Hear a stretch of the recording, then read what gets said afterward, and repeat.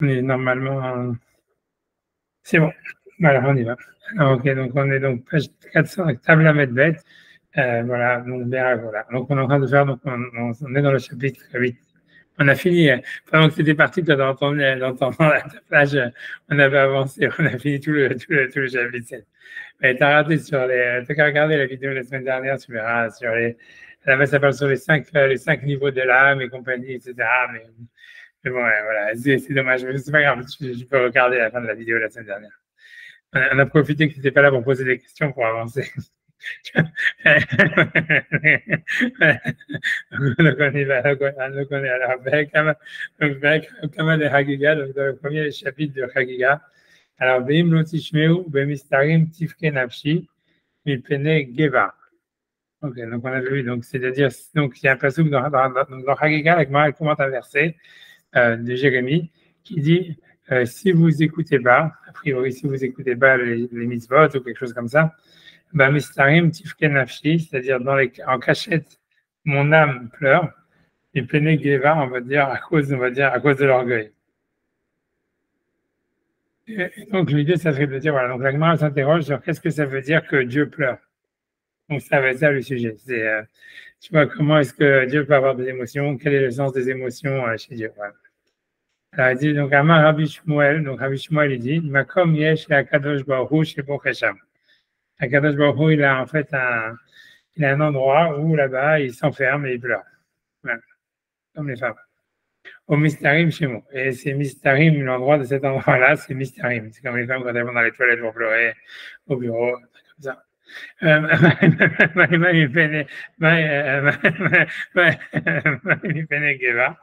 que ça veut dire à cause de l'orgueil? Alors, Amar Abishmuel Bar Nachmani, Abishmuel Bar Nachmani, il dit Ibne Gaouratan chez l'Israël. C'est-à-dire que c'est à cause de l'orgueil d'Israël. Donc, c'est pas parce que les Juifs sont orgueilleux que Hachem il pleure, mais non, chez Nital, mais c'est-à-dire qu'on leur a enlevé leur orgueil.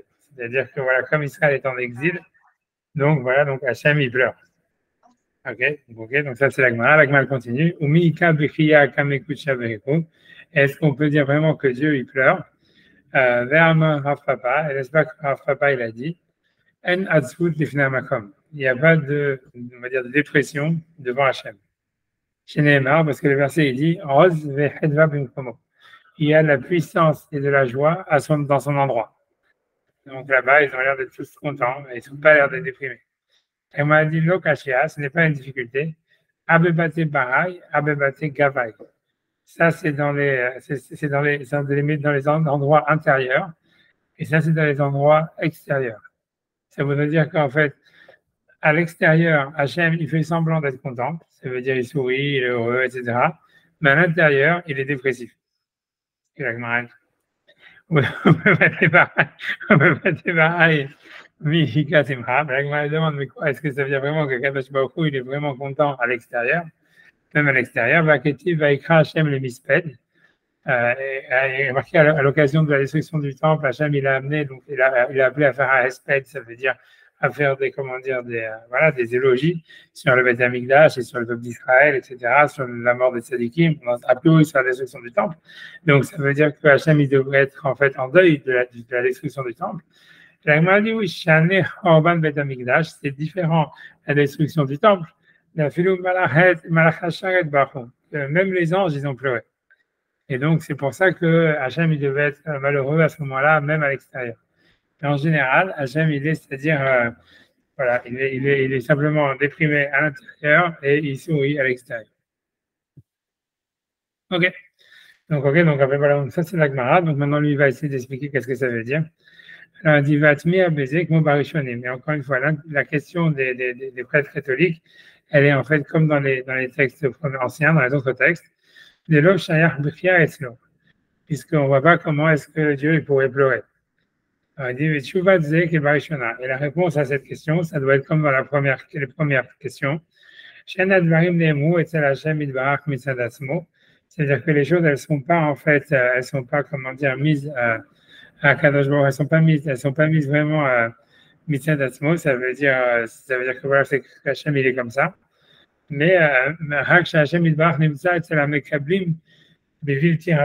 c'est-à-dire que Akadosh Baruch Hu, il se retrouve de cette manière chez ceux qui le reçoivent, et Bilti Ratson, ça veut dire sans être en fait dans la liberté. Parce qu'on a vu parler la semaine dernière. Donc, Venon Nimsa Lahem, je crains que je continue d'avoir la phrase. Venon Nimsa Lahem Bishlemut Kevodo, et donc il ne se révèle pas à eux dans la perfection de son honneur. J'ai que je finis le paragraphe après, je t'ai expliqué. Chez Kacha, Israël et Nam Bishlemut, c'est lorsque Israël ne sont pas eux-mêmes en perfection. Même Bechisaron, ça veut dire qu'ils sont eux-mêmes dans un manque, c'est-à-dire dans une situation voilà, défectueuse. Kacha et Begalout, comme ils le sont en exil. Et car Nimsa Hashem Ilbach la Olam, c'est de cette manière que, en fait, Hashem il se retrouve dans le monde. Moi, chez Idvar les Mahala, comme on a expliqué déjà avant, chez Hashem Ilbach, Nimsa la Olam, Hashem Hu avec Abel, ça veut dire que Hashem il se révèle au monde par rapport à la place de celui qui peut le recevoir. Même les Archila de Varim, il n'y a pas lieu en fait de recommencer, de répéter ce qu'on a dit la semaine dernière. Au Mashiach, chez Shema comme la Kadosh Baruch Hu, est-ce qu'on dit que la Kadosh Baruch Hu il a un endroit? Ils disent c'est parce qu'il veut dire qu'en fait, c'est clair qu'on ne peut pas dire que tous les mondes sont manquants. Et que si, comme si Hachem, il était en réalité, il se dévoilait vers la création en elle-même, dans sa généralité, sans, on va dire, ratson, sans volonté ou sans liberté. C'est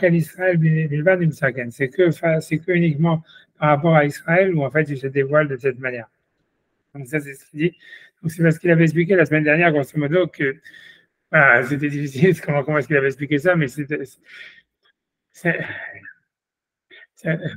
voulait dire en réalité que Hachem, en fait, il existe, on va dire, d'une manière absolue, on va dire, voilà, dans l'univers. Ça, c'est la vérité, mais l'idée, c'est que à partir du moment, ça veut dire à partir du moment où on rentre dans une relation avec Hachem de donneur-receveur, voilà, que Dieu il nous donne, nous on reçoit, et même vice-versa, d'une certaine manière, que nous on va rendre à Dieu par nos mitzvot quelque chose. En réalité, au niveau, ça veut dire le receveur, ça veut dire à ce niveau-là, dans cette optique, en fait, Hachem, il se retrouve au monde réellement, voilà, par rapport à celui qui le reçoit, en fait, il se retrouve dans une situation, voilà, il existe en fait suivant cette situation, suivant la situation de celui qui reçoit. Ce qui voulait dire, encore une fois, ce que ça voulait dire, comme on avait expliqué un peu la semaine dernière, ça voulait dire que on peut pas, si quelqu'un, par exemple, est dans un camp de concentration à Auschwitz, il ne peut pas penser que Dieu il est content qu'il y soit.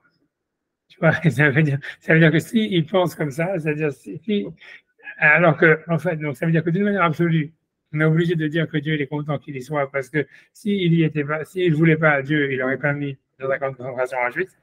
Donc, d'une manière absolue, si on se base par rapport au Ratson, par rapport à la liberté de Dieu, qui est absolue, on est obligé de dire que oui, en fait, tu vois, ça veut dire, il ne peut pas y avoir de souffrance chez Dieu, il ne peut pas y avoir non plus, tu vois, donc c'est clairement, c'est une volonté délibérée. Ça, c'est en fait, on va dire, ça, c'est si on se base par rapport à Dieu dans la manière dans sa relation au monde, à l'univers, dans l'absolu. Mais en fait, la personne qui est dans le camp de concentration, elle peut pas, ça veut dire, du fait qu'on va dire, c'est difficile à dire, on va dire du fait qu'elle fait partie de Dieu, en tout cas, du fait qu'il est lui-même intrinsèquement, on va dire, dans une relation avec Dieu, et que lui-même, il souffre de la situation de laquelle il est obligé d'envisager que Dieu, en fait, il souffre de cette situation dans laquelle il est lui-même. Et que c'est de cette manière-là qu'il est à ce moment-là en relation avec Dieu. Ça veut dire que la personne, ça veut dire, tu vois, c'est compliqué comme concept, mais ça veut dire ça veut dire Dieu en réalité se révèle dans l'absolu à travers sa liberté, à travers une existence absolue. Un peu comme tu vois, comme je dis, comme c'est dans la philosophie existentielle, comme tu vois, comme voilà dans Lévinas, dans j'en sais rien, dans Kierkegaard ou tout ce que vous voulez. Ça veut dire que c'est dans l'existence même du monde que Dieu se révèle et que au fond du fait que le monde existe et de la manière dont il existe, c'est une révélation de la volonté de Dieu dans sa liberté absolue. Et ça, en fait, c'est l'existence de Dieu absolue. Et c'est vrai qu'elle est comme ça. Cependant, tu vois, l'idée, c'est que la personne, ça, c'est comme ça, on va dire que l'univers, dans sa généralité, il peut, on va dire, il ressent, si on peut utiliser le mot, en tous les cas, il vit l'expérience de la relation au divin. Mais l'être humain X, ça veut dire qu'il est dans un endroit donné. Lui, en fait, il ne peut pas ressentir, ça veut dire, à moins qu'il soit lui-même dans une situation de bonheur absolu, il ne peut pas vraiment ressentir l'existence de Dieu comme étant, à travers cette liberté de l'existence, de la manière dont il dévoile sa volonté dans le monde, il peut la ressentir voilà, que à travers son, ça veut dire son corps, on va dire, à travers son corps, à travers sa situation. Et donc, en fait, pour lui, si lui, il est dans une situation de souffrance qui est insupportable, la conscience de la personne qui est dans cette situation-là, Haz Shalom, en fait, il ressent Dieu comme étant lui-même en souffrance. Puisque, tu vois, ça veut dire, et c'est comme ça que Dieu existe pour de bon, pour lui. Ça veut dire qu'il est vraiment en souffrance par rapport à lui. Puisqu'en fait, on va dire d'une certaine manière, si on veut vraiment dire, c'est parce que Dieu il fait vraiment partie du monde. Donc, en fait, c'est-à-dire que parce qu'il est immanent, on peut dire ça comme ça, ou parce qu'en fait, c'est comme ça que, on va dire, notre corps, le corps de la personne, il ressent la présence de Dieu à ce niveau, à ce moment-là. Donc, en fait, il le ressent comme une souffrance, puisque Dieu est dans la matière et la relation surtout que l'homme il a avec Dieu, elle passe par la matière. Et donc, ça veut dire que c'est vrai que si l'homme, en fait, il voulait faire abstraction de sa position matérielle, de son corps, de son existence terrestre, et il voulait se considérer simplement comme une conscience pure, il pourrait avoir accès, en fait, comme dit Lévinas, comme Kierkegaard, comme toute la philosophie existentielle, à l'existence de Dieu comme étant une révélation à travers l'existence elle-même. Mais en réalité, dans l'optique religieuse, l'optique de la Torah, l'homme, en fait, il n'a pas une relation avec Dieu à travers son cerveau ou à travers sa neshama et sa partie, on va dire, infinie, sa conscience qui serait non limitée dans la matière, ni dans l'espace, ni dans le temps. C'est pas à travers ça spécifiquement que, uniquement en tous les cas, que l'homme il a une relation avec Dieu, c'est à travers son corps. C'est à travers l'endroit dans lequel il est dans l'espace et dans le temps et sa situation. Et donc, à ce moment-là, à partir du moment où cette conscience du divin, elle est, on va dire, limitée, elle est, comment dire, elle est localisée dans un endroit, à partir d'un endroit qui ressent des choses, etc. Donc, en fait, la relation qu'on a avec le divin, elle peut être qu'en fonction de ce qu'on ressent. Et donc, ça veut dire que ce qu'on ressent, en fait, on doit l'attribuer à Dieu. Ça veut dire, voilà, et donc ça veut dire que voilà, si quelqu'un est dans une situation de souffrance, il est obligé de dire Dieu souffre avec moi. Parce que c'est vrai. Et c'est surtout que dans sa relation au divin, c'est par rapport à son corps, c'est de cette manière-là qu'il a une relation lui maintenant avec le divin. Puisqu'en fait, l'homme, en fait, la relation du divin, de l'homme au divin, elle passe en fait par le corps. Et c'est-à-dire que grosso modo, pour expliquer encore une fois, c'est-à-dire que, je ne sais pas si c'est clair ce que je dis ou pas, mais ça veut dire que si l'homme, en réalité, à travers la conscience de l'homme, dans la conscience, si on faisait abstraction de la conscience, c'est-à-dire l'homme ici, il a une conscience pure, il a une conscience, on va dire, il a une neshama, il est hors du temps, hors de l'espace, et qu'il est éternel, ce qui est vrai, et là, l'homme a ça en lui. Donc, dans cet aspect-là, l'homme, à travers ça, l'homme, il aura une connexion avec le divin à travers le fait que Dieu est une volonté absolue de l'existence et une liberté absolue dans la manière dont il fait exister le monde. Et c'est comme ça que c'est à travers on va dire cette évidence de la volonté de Dieu, de l'existence de Dieu, de sa liberté et de notre propre conscience qu'on peut avoir une connexion avec Dieu. Mais cette manière d'avoir une connexion avec Dieu qui existe, tu vois, qui n'est pas remise en cause par la Torah ni par la religion, elle est considérée comme on va dire, c'est pas le problème de la religion. Le problème de la religion, c'est comment est-ce qu'on peut avoir une connexion avec Dieu à travers son corps, à travers la matière, en étant nous-mêmes, à travers le fait qu'on est en fait quelque chose de fini, localisé dans un endroit fini, dans une période finie. Et c'est ça le problème. Ça veut dire c'est ça là, c'est ce qui est un aspect de l'être humain aussi, parce que voilà, on a un corps, on a un truc, on est donc même si notre neshama en fait elle est éternelle, elle peut aller au-dessus du temps, au-dessus de l'espace, et on peut voyager, même si on peut avec notre neshama n'importe où est-ce qu'on veut, on a une conscience complètement libre, etc. Et c'est l'éternité de la conscience humaine, etc. C'est pas le problème de la religion de dire c'est-à-dire ça fait partie de la religion, c'est comme ça sûrement que la prophétie elle a été donnée, on va dire au Havot, etc. C'est que c'est à travers cette partie-là qu'on a accès à la prophétie, sûrement, on va dire, à que je suis pas prophète, je peux pas le dire, mais un prophète, c'est logique de penser que c'est que comme ça qu'un prophète, il peut avoir, qu'à travers ça, en tous les cas, que le prophète, il a accès à la prophétie. Ce serait ça le lien avec la religion, mais la Torah, ça veut dire qu'il y a la loi, qui est la religion à proprement parler, c'est-à-dire qu'il y a un système de commandements, etc. En fait, elle sait pas, elle n'est pas en train d'articuler ça. La neshama, la conscience humaine, elle n'a pas besoin de religion pour être connectée au divin. La religion, elle apparaît que lorsqu'en fait il y a un corps, que lorsqu'en fait, c'est pour ça qu'il y a la terre d'Israël, quand il y a un pays, c'est quelque chose en fait qui est complètement lié en fait à l'espace et au temps, à la matière. Et l'homme, et c'est à travers ça en fait que la religion, elle existe. Ça veut dire que les mitzvot, etc., elles ont un sens par rapport à ça. C'est pour ça qu'en réalité, tu verras toujours que les méthodes, elles sont toujours très précises dans l'espace, dans le temps. Tu vois, est juif, celui dans la mer est juive, même qu'il est décidé ou pas, c'est comme ça. Parce qu'en fait, c'est pas sa conscience qui lui décide d'être juif, c'est son corps qui décide d'être juif. Tu vois, ça veut dire, tu es en Israël, tu as les mitzvot qui dépendent de la terre d'Israël, que tu le décides ou pas, c'est pas ta conscience ou ton choix qui fait que tu es en Israël et que tu as les mitzvot de la terre d'Israël, c'est la terre d'Israël dans tout ce qu'elle a de terre, de matériel, qui fait que c'est la kedusha de la terre d'Israël. Il n'y a rien d'autre. C'est parce que, voilà, tout ça, et donc, c'est ça. Bon, j'espère que l'idée, elle est claire, quoi. C'est ça ce que ça veut dire.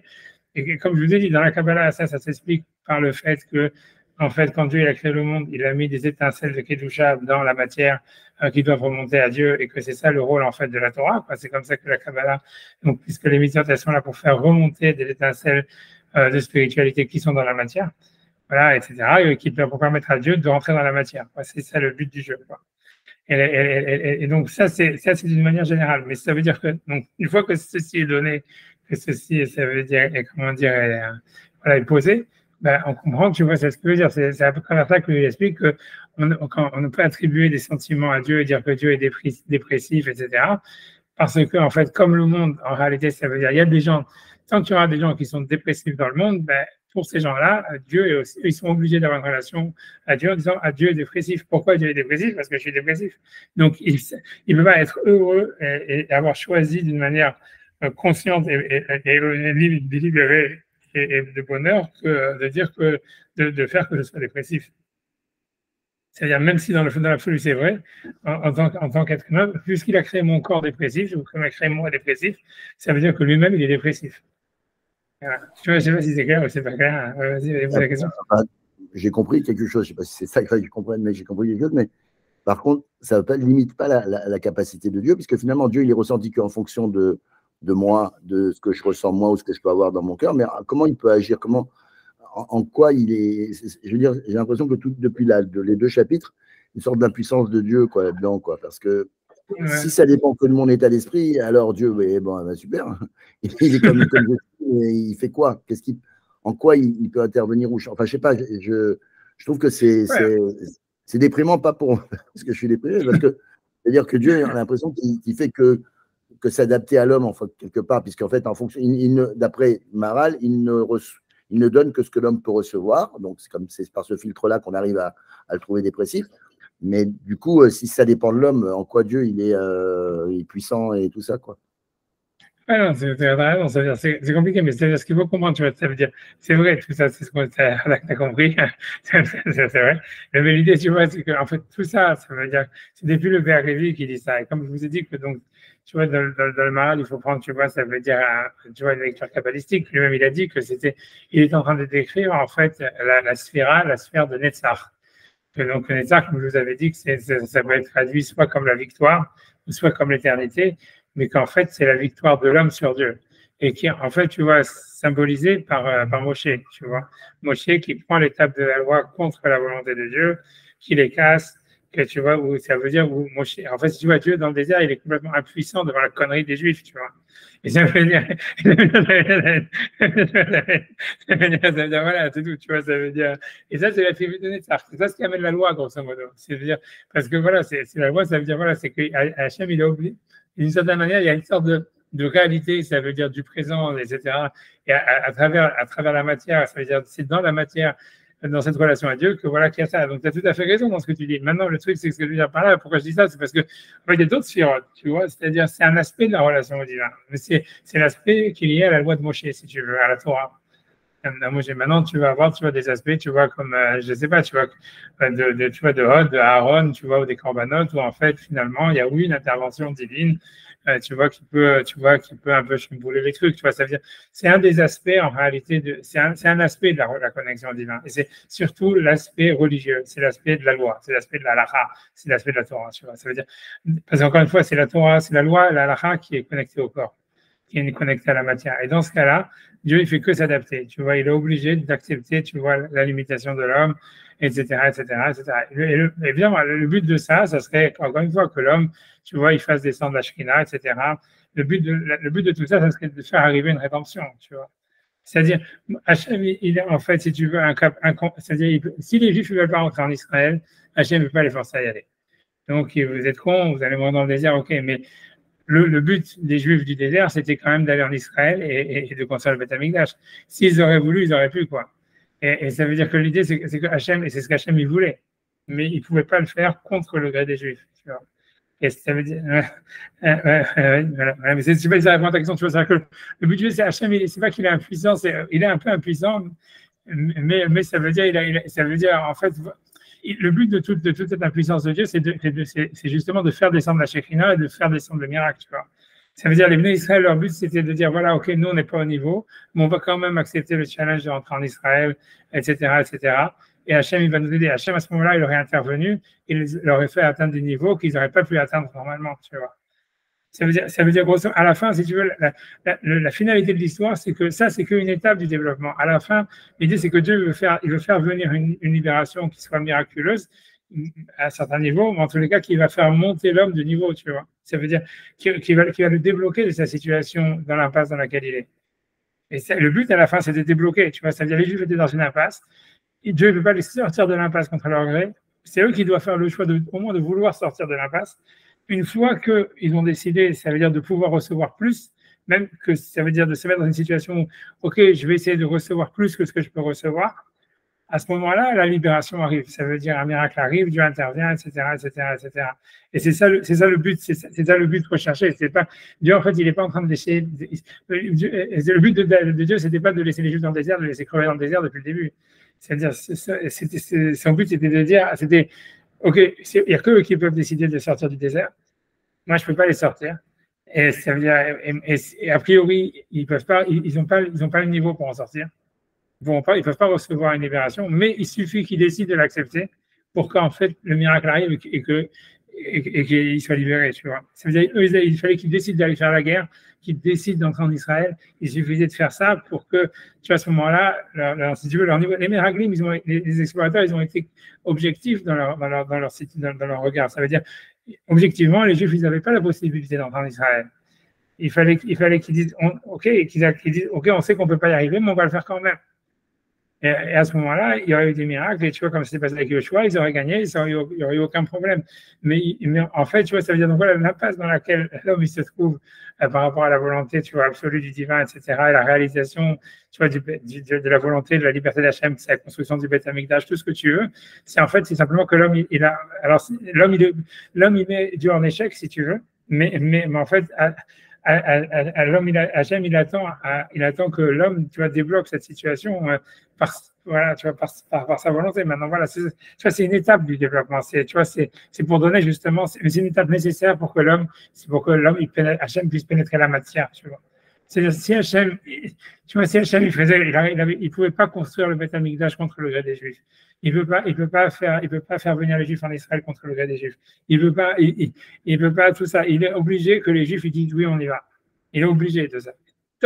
Et si les Juifs disent non, on ne veut pas y aller, on est dépressif, alors Hachem aussi est dépressif. Il dit ah, c'est vrai, on est dans la merde. Tu vois, vas-y. Ouais. On sait bien. Sylvain, j'irai après. Ouais. Ah, excuse-moi. On sait bien qu'Akadosh n'a aucun pouvoir. Il est pieds et mains liés, si on veut parler comme ça. C'est nous qui avons tout le pouvoir. Ouais, ça veut dire, à la fin, c'est lui qui fait tout, mais ça veut dire, c'est sûr que voilà, Oui, en fait, il faut un il fait réveil, tout a en priori. fonction de ce qu'on fait. Ouais, il faut un réveil d'en bas. Moi, je C'est ça ce vois que ça veut pas. dire. Ouais. Ouais, vas-y. Comment ça fonctionne avec le système du donnant-donnant? Tu fais de sa volonté ta volonté, afin qu'il fasse ta volonté. Là, il y a un rapport de force, si tu veux. On a l'impression on peut pas dire, enfin, ou alors on peut dire que il nous met dans une situation de blocage à chaque fois pour qu'on puisse monter, mais il intervient aussi d'une certaine façon, si tu veux. Il Ouais. va peut-être C'est dérouler sûr qu'il- le film des événements ou alors on reste toujours au même stade jusqu'à qu'on grimpe, ou alors il offre peut-être une porte de sortie ça- alternative, si tu veux, ouais, ça peut-être veut un dire que autre tous les blocages, chemin. ouais, non, c'est ça, mais Mais moi, je tous ne les crois pas blocages, qu'il soit. Ouais. c'est a priori, tu vois, Comment tu c'est-à-dire fais ce que les, fonctionner avec voilà, comment tu fais fonctionner avec cette Mishnah, quoi. non, parce que tu vois, si tu veux, l'idée, c'est que, tu vois, tu vois c'est de Rabbi Yochanan et tous ces trucs-là, mais c'est que tous les blocages, en fait, c'est des opportunités. Ça veut dire, c'est comme ça le Yesod HaDavar. Ça veut dire que, tu vois, ça veut dire, grosso modo, c'est comme ça. Imagine un mec, tu vois, voilà, imagine un juif, quelqu'un, il n'a pas de merde dans sa vie, et tout va bien, et tout va très bien. Ben, ça veut dire, en fait, tu vois, ça veut dire, ok, donc ça veut dire qu'en fait, voilà, son but à lui, c'était juste de vivre, tu vois, de manger, d'aller aux toilettes, de faire Birkat Amazon, de faire Shacharit, de faire Mincharit. Il y a des gens comme ça, qui ont, pendant des siècles, il y a des juifs qui ont vécu comme ça. Et ça veut dire, ça veut dire, tu vois, ils faisaient les filotes, ils faisaient Shabbat, ils mangeaient kasher, tout ce que tu veux. Ils avaient des enfants, les enfants, ils étaient comme les autres enfants, et tout le monde faisait la même chose tout le temps. Mais tu vois, et ça veut dire qu'il n'y avait aucune crise. Il y avait aucune, si tu veux, voilà, il n'y avait aucune crise qui se passait. Et grosso modo, ça veut dire, c'est tant mieux, tu vois, ça veut dire, c'est la relation. Parce qu'en fait, ça veut dire que pour une raison ou pour une autre, par rapport à la matière, si tu veux, le corps que la personne, cette personne-là qui était qui ont vécu des vies comme ça veut dire qu'en grosso modo, ils n'ont pas de, ça veut, voilà, ils ont pas de, je sais pas comment expliquer, ils ont pas de, ils ont pas, ils ont pas on va dire, de délivrance à amener, on va dire. C'est ça ce que ça veut dire. Ils n'ont pas de délivrance à amener dans la matière. Donc, en fait, voilà, ils peuvent vivre comme des anges. Si tu veux, voilà, tout va très bien, je suis heureux, je me lève le matin, je fais des télim, après ça, je sais pas, je vais garder mon troupeau, après ça, je vais aller voir ma femme, je vais dire bonjour à mes enfants, et hop, je fais vite, le lendemain, je me lève, et c'est la même chose, tu vois. Et ça veut dire, voilà, quand il y a une situation de crise, donc en fait, tu vois, dans Rabbi Yochanan et tout ça, ils disent, on voit bien, on voit le plus avec Yaakov, etc., c'est qu'en fait, c'est parce qu'Hachem, c'est le type, c'est une opportunité que Hachem il donne à l'homme, tu vois, de faire descendre une délivrance. Et tu vois, ouais, oui. Mais en dehors des périodes de crise, que faire d'autre que faire ce que vous avez décrit? Non, il n'y a rien d'autre à faire. Ça veut dire, tu vois, s'il n'y a pas de crise, tu vois, ça veut dire qu'Hachem il est content que ça. Il n'y a rien, simplement. et c'est tout, et c'est tout, et c'est tout. Voilà. Et c'est le tout. profiter, la présence divine, parce que c'est le monde, la présence divine, ça arrive dans la matière, comme il dit, à travers la liberté, et ça veut dire la joie et la puissance. Ben voilà, si jamais quelqu'un, tu vois, c'est tout ce qu'il a à faire, c'est d'aller en vacances, c'est de regarder la plage et tout ça, etc., et de boire des cocktails à la plage. Et voilà, et puis de faire des Quelle plage? C'est hors cours. Chacun ce qu'il veut, mais ça veut dire que voilà, ça veut dire voilà, ça veut dire, tu vois, il fait son tafkid. Pour se baigner dans l'eau. Pour se baigner dans l'eau. Ah. Ok, ouais, là c'était un exemple. Ok, ouais, je vais parler de plage. Qu'on est bien. Si quelqu'un est pas au Groenland pour aller voir. C'est comme le mikvé. Le mikvé, c'est ça. Ça rappelle comment on était dans le ventre de notre mère. Ouais, comment? Le mikvé, c'est comme le de mer, ceux qui se baignent, ils aiment bien ça. Pourquoi? Parce qu'ils se rappellent comment ils étaient dans le ventre de leur mère. Qu'on était bien. Il n'y a pas de mal. Non, mais c'est un peu. Ils n'ont pas coupé. Ils ont fait la mila, mais ils n'ont pas coupé. Peu importe, mais ça veut dire que quand quelqu'un est heureux, que tout va bien pour lui, en fait, tout ce qu'il a à faire, c'est de remercier Hachem, on va dire, et de profiter de ce bonheur qu'il a comme étant en fait une révélation de la volonté d'Hachem. C'est ça ce que ça veut dire. Bien sûr. Et ça, c'est le monde qui doit être, si tu veux, dans son absolu, tel qu'il est, en fait. Voilà, maintenant, Hachem, Dieu, donc voilà, quand Hachem il amène, ça veut dire des épreuves, ça veut dire voilà, des situations de crise, il veut que l'homme, en fait, il fasse descendre une délivrance. Tu vois, c'est ce qu'on appelle faire. C'est ce qui s'est passé, celui qui est. Donc, il y a des mecs qui ont en fait tu vois, ça veut dire que leur but dans le monde, c'est de faire beaucoup de délivrance. Tu vois, exemple, tu vois, il y a Jacob ou des trucs comme ça. Tu vois, s'ils enchaînent merde sur merde, jusqu'à ce que 10 ans après avant sa mort, qu'il était content. Mais ça veut dire, voilà, parce que c'est son potentiel, c'est-à-dire c'est ça ce qu'il doit faire dans sa vie, c'est ça ce que son corps, ça venait pas du fait qu'Hachem, il voulait que Al-Sadiq, il soit toute la journée dans des situations de crise et dans des merdes, etc. C'est parce qu'en fait, Jacob, il avait cette neshama, il avait ce corps-là, qui avait ce potentiel de faire descendre, tu vois, tous ces miracles, tous ces trucs, toute cette descendance des 12 tribus, etc., et que donc voilà, lui, il pouvait pas vivre tranquille. Ça veut dire, c'était pas, et quand il cherchait même qu'il aurait voulu, tu vois, c'était pas possible. Mais c'était une opportunité qu'Hachem lui donnait à chaque fois. C'est-à-dire, voilà, c'est une opportunité qu'Hachem lui donnait. Et voilà, mais sinon, c'est sûr que l'homme, en réalité, le but de l'homme, c'est simplement de profiter de la vie et en fait d'être reconnaissant à Hachem pour rapport à ça et de vivre à travers ce bonheur qu'il a, en fait, une connexion avec Hachem. C'est avec Dieu, avec le divin, avec l'absolu, et tu vois, et de vivre le plus pleinement, en fait, tu vois, ça veut dire son bonheur. Ouais, c'est ça. Parce que Hachem, tu vois, Hachem, il a créé le monde dans le bonheur. Le fait même de l'existence du monde, c'est un choix délibéré d'Hachem qui exprime, en fait, et sa puissance, et sa joie, et son bonheur. Tu vois. Et l'homme, en fait, ce que Hachem, dans une vision idéale du monde, c'est comme ça qu'en fait, il se révèle à l'univers. Maintenant, voilà, le problème, c'est que pas toujours, pour des raisons ou pour des autres, parce que voilà, il y a des tikkunim, il y a des réparations à faire. Voilà, donc en fait, l'homme, il a tout. Donc c'est là où est-ce qu'on rentre, tu vois, c'est pour ça, tu vois, ça veut dire, voilà, le clan Israël, c'est un peuple élu, tu vois, pour avoir des merdes, tu vois ce que je veux dire. C'est ça l'histoire. C'est pour ça les goyim, ils disent, ouais, le peuple élu, mais ça veut dire, c'est eux, normalement, qui doivent rester à la plage et tout ça, etc. Tu comprends? Et ça veut dire, normalement, tu vois, ça veut dire, voilà, les Juifs, normalement, eux, ils sont élus parce que, voilà, Hachem, il les met tranquilles, tu vois. Ça veut dire, voilà, et voilà, donc on peut appeler ça être élu, j'en sais rien. C'est-à-dire que dans le Olam Haba, les Juifs, ils ont plus de place parce que, voilà, comme ils ont plus, c'est comme quelqu'un qui a eu beaucoup plus d'argent à gérer, beaucoup plus de trucs à faire, tu vois. Donc, c'est normal qu'à la fin, tu vois, ça veut dire, voilà, il arrive à une position plus haute que ceux qui avaient pas beaucoup, tu vois, et qui ont fait avec ce qu'ils avaient, tu vois, mais qui ont géré ce qu'ils avaient à gérer. Mais au fond, tu vois, c'est une élection, voilà, bof, quoi. C'est pas une élection, en tout cas, mais c'est ce que ça veut dire. Grosso modo, pour prendre toute son histoire, c'est ça ce que lui veut dire. Dans cette histoire-là, ça veut dire que, en fait, Dieu, il existe par rapport à celui qui le reçoit.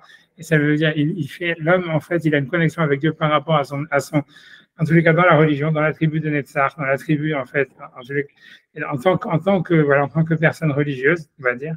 L'homme, en fait, il a une relation avec le divin à travers son corps, à travers sa situation, à travers, voilà, à travers ses limites.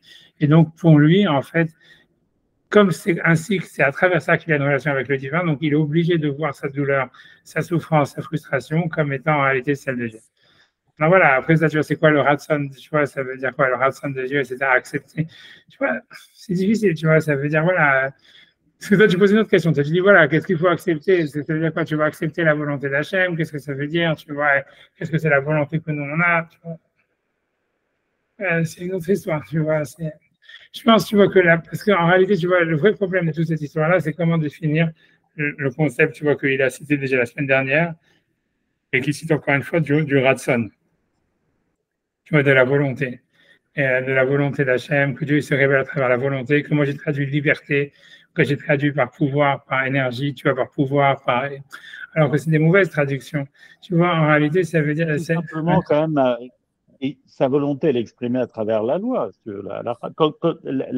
L'acception première de cette maxime, c'est de dire que tu te plies à la loi pour que, on va dire, pour entrer, on va dire, dans un autre système de fonctionnement, pour que la réalité, on va dire, elle se plie, à ta volonté. On voit pas très bien comment ça fonctionne, parce qu'on a l'impression que les types qui sont hyper religieux, etc., tout va ployer devant eux. Je veux dire, ils vont être couverts d'or, ils n'auront aucun problème matériel, etc. J'en sais rien, tu vois, on peut imaginer un truc comme ça. Ouais, tu rentres dans une autre bulle, tu rentres dans un autre système. Mais c'est comme ça que c'est perçu la plupart du temps. C'est plutôt comme ça que c'est perçu, si tu veux, ta volonté, parce que sinon c'est très subjectif. C'est tout ce que tu as dit, mais c'est tout ce qu'on a regardé. Mais c'est quand même pas objectivable très facilement, quoi. Honnêtement, tu vois, sinon, je suis pas convaincu du tout. Tu vois, ça veut dire, moi, ça c'était la dernière explication que j'aurais donnée de dire que la volonté d'Hachem, c'était les lois de la Torah. Parce que tu vois, ça veut dire, tu vois, non, mais c'est vrai, ça veut dire, non, parce que tu vois, ça veut dire, les lois de la Torah, on a beaucoup plus l'impression, comme le Marat déjà, il en a parlé avant, etc., que c'est comme une sorte de nécessité, tu vois, qui vient du fait, mais c'est peut-être, tu vois, c'est pour vrai, parce que tu peux parler d'un petit peu de cette sorte de volonté, mais ça veut dire, l'idée, c'est que, a priori, les lois de la Torah, c'est pas l'expression de la volonté d'Hachem. Tu vois, c'est difficile de dire ça, tu vois, ça veut dire, tu vois bien comment on te dit, comme la Gemara, on a vu déjà la Gemara qui disait qu'est-ce qu'Hachem, ça lui fait une différence si jamais on fait la shrita d'un animal par le cou ou par la nuque, tu vois. Il y a plein de choses comme ça, tu vois, grosso modo, il y a plein de midrashim qui disent qu'en fait Hachem, il en a rien à faire des mitzvot de la Torah. Et ça veut dire, donc, pas, à mon avis, c'est pas ça que c'est comme la volonté d'Hachem. C'est une volonté par rapport à nous, c'est pas une volonté. Tu peux imaginer un père, il a une volonté par rapport à ses enfants, ça s'applique pas à lui. Quelque part, c'est pour notre bien, parce qu'il sait que ça va dans la bonne direction, ou ça va dans le sens de la création, ou dans l'objectif du monde. Lui, évidemment qu'il n'est pas concerné, si tu veux. S'il est parfait, il est pas. Ça fonctionne mal avec tout ce qu'on vient d'expliquer, c'est sûr, dans lequel. Moi, je pense que je dis que les mitzvot, c'est une nécessité, c'est pas une volonté d'Hachem. Tu vois, la nécessité, ça s'oppose à la volonté. Tu vois, ça veut dire, on a l'impression, tu vois, quand on regarde, tu vois ce que les commentateurs expliquent sur les mitzvot, c'est que, voilà, il y a le monde, et en fait, tu vois, mais on peut comprendre un peu comment ça fonctionne avec la volonté, mais ça veut dire, en tout cas, c'est une nécessité dans le sens où, voilà, c'est comme si tu veux, voilà, imagine, voilà, c'est comme les lois. Les lois de la Torah, on a l'impression, quand on regarde, tu vois, le Maharal, quand on explique tous les commentateurs, etc., c'est que c'est comme les lois civiles. Ça veut dire que les lois civiles, en fait, ça n'exprime pas la volonté d'un législateur. Ça explique, c'est simplement, c'est une nécessité pour qu'une communauté, pour qu'une société, elle fonctionne, tu vois. Ça veut dire, tu es obligé d'avoir des lois pour que la société, elle fonctionne. Mais c'est pas qu'il y a une volonté d'un législateur de dire, c'est vrai qu'en France, maintenant, dans leur système, ils sont vraiment cinglés, c'est pour ça que les lois sont super mal foutues. C'est l'expression d'une volonté et tout ça, qu'ils ont mélangé la loi avec la morale et tout ça. Mais c'est clairement une erreur, tu vois. Ça veut dire, c'est clairement un truc, c'est un truc de débile, j'allais dire, c'est un truc de meuf, tu vois. Mais ça veut dire, mais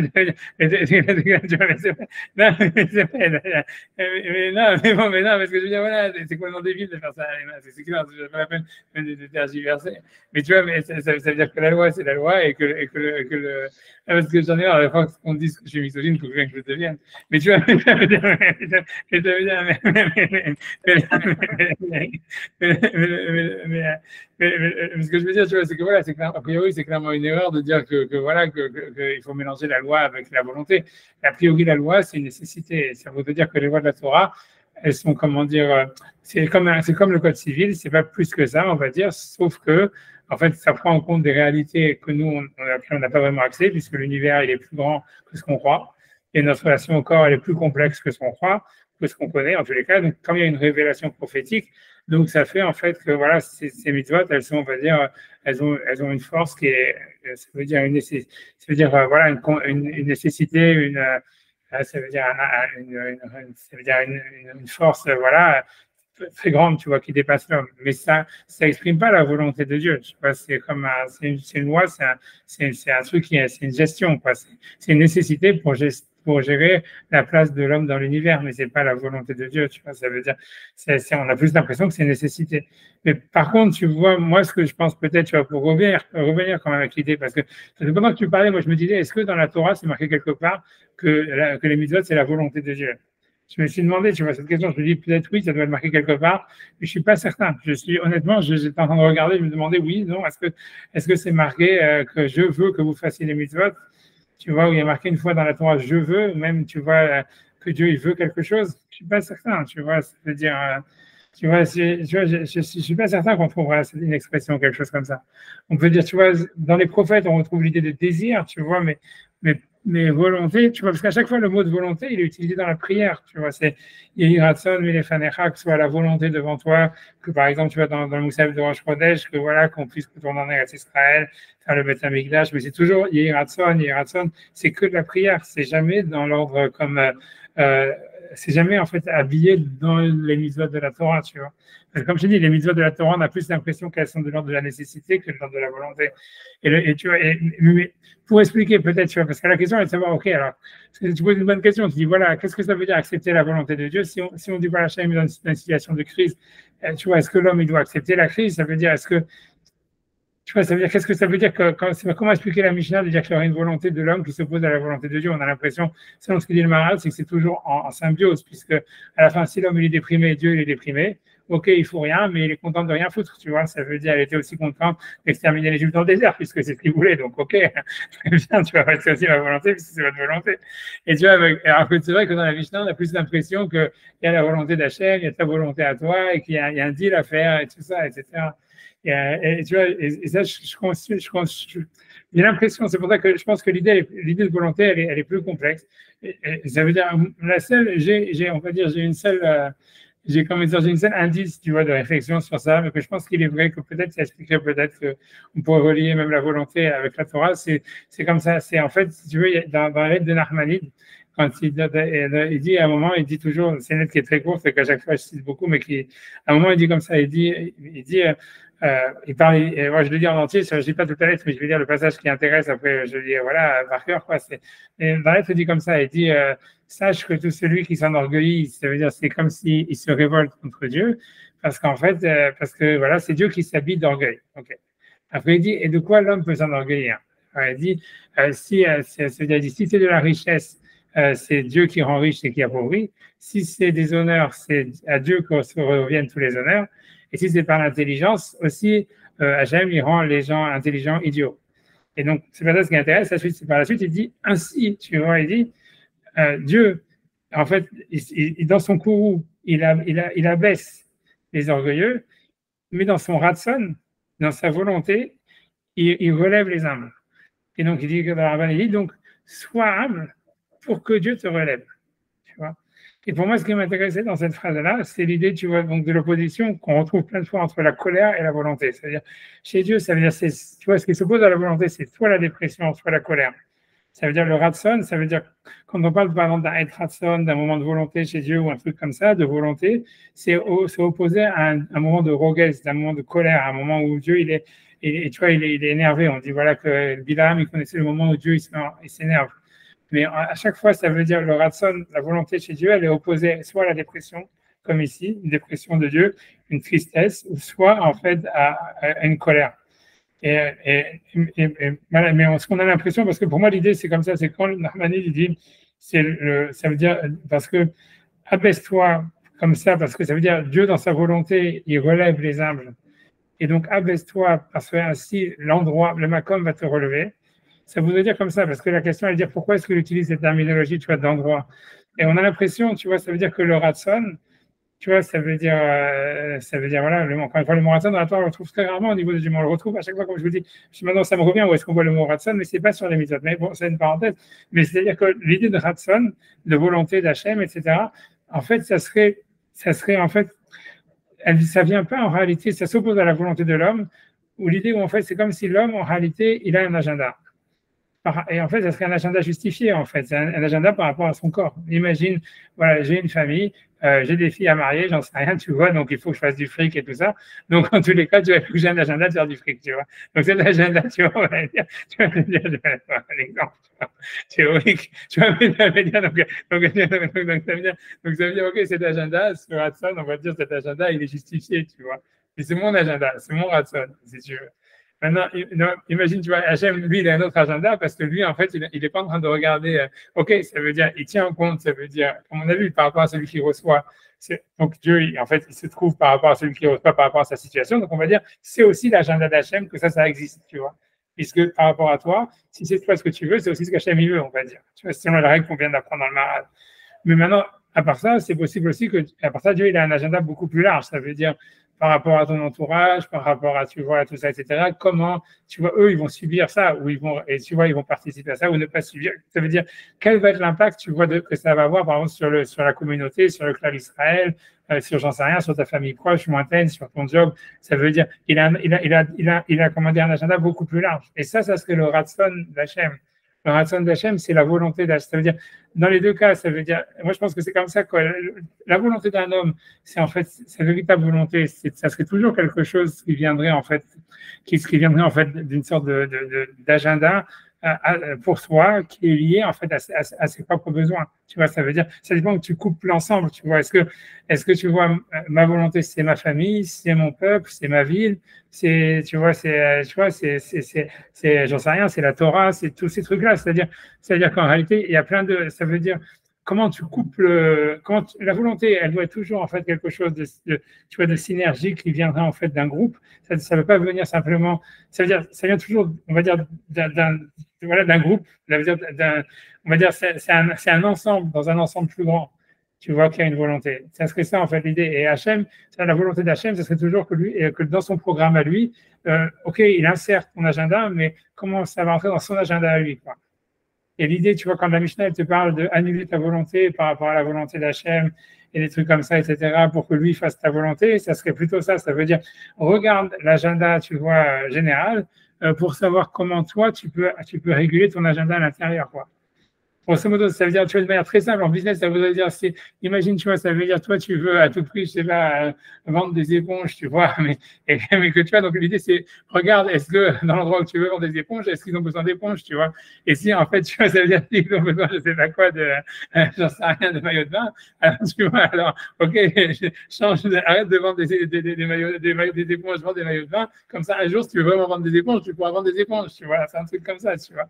Ça veut dire, parce que voilà, tu vas te faire de l'argent, tu vas démarrer parce que c'est ça le ratson, c'est pour la santé qui des maillots de bain. Donc, vends des maillots de bain et comme ça, un jour, tu pourras vendre tes éponges, tu vois.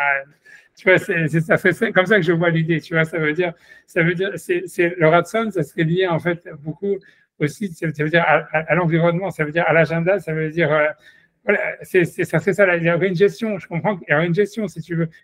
Comment est-ce que je veux dire, pour répéter, pour un petit peu, pour summarize, ça veut dire que dans le Maharal, on a l'impression, et on voit en fait que grosso modo, Dieu, il est toujours d'accord avec toi à la fin. Ça veut dire, voilà, ça voulait pas rentrer en Israël, vous voulez crever dans le désert, bah, rentrez pas en Israël et crevez dans le désert, très bien, moi je suis d'accord avec vous. Vous êtes déprimé, moi aussi je suis déprimé, on est tous déprimés, mais c'est pas grave, on peut le ensemble, tu vois. Si jamais, ça veut dire, donc je serai toujours d'accord avec vous, tu vois, si vous voulez rentrer en Israël, moi aussi je suis content, etc. Donc finalement, Dieu est toujours d'accord avec toi. Et ça veut dire, mais là où en fait il y aurait une opposition entre la volonté d'Hachem et la volonté, parce qu'en fait la volonté, on va dire, ça serait elle est toujours par rapport à un moment donné, par rapport à un endroit donné. La volonté générale d'Hachem, c'est que tout le monde soit heureux, tout le monde soit vraiment, tu vois, au top de sa gloire, au top de tu vois, de son épanouissement, de son bonheur, etc. Ça, c'est la véritable volonté de Dieu absolue, et c'est ça le but recherché, c'est ça ce que Dieu il a mis dans la création du monde.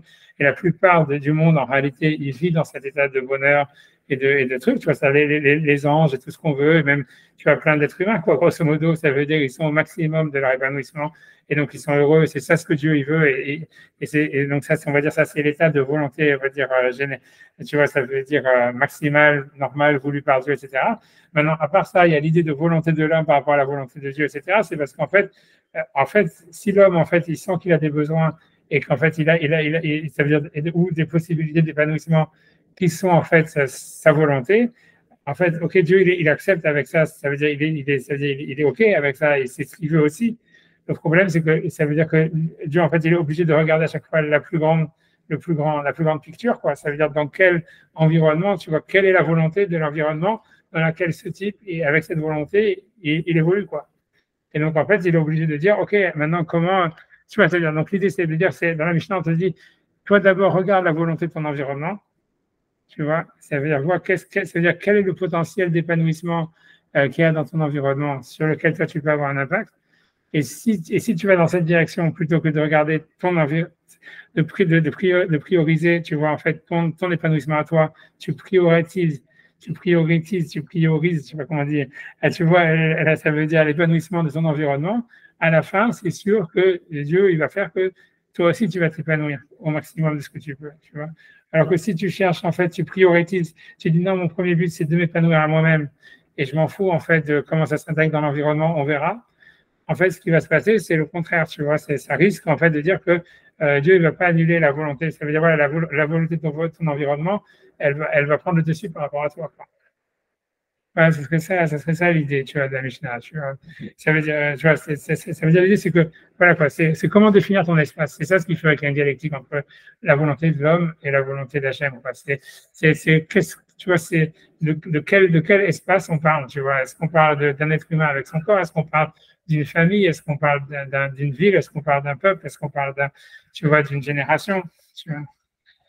Ce qui me surprend un peu quand même, c'est cette apologie de l'épanouissement individuel. C'est un discours que tu tiens qui est vraiment à contre-courant, on va dire, qui est fustigé, on va dire, par un certain nombre Je sais pas, pour moi c'est évident. de rabbins ou de courants ou de directeurs de pensée, etc. C'est quelque chose qui paraît suspect, quoi, d'une certaine façon. Et que tu dises que c'est vraiment le but recherché, ou que c'est l'état naturel, on va dire, de la création, ou que ça doit aller. Parce qu'on voit, si tu veux, comment on jugerait alors parce que l'épanouissement individuel, tout le monde est là-dedans maintenant. C'est vraiment ce qui est mis en valeur. Enfin, je veux dire, c'est quelque chose. Avant, on subissait des idéologies, il fallait s'effacer devant des communautés, il fallait s'effacer devant des totalitarismes, Aujourd'hui, si tu veux, c'est vraiment ce qui est mis en avant, c'est l'épanouissement individuel, l'épanouissement de l'individu, etc.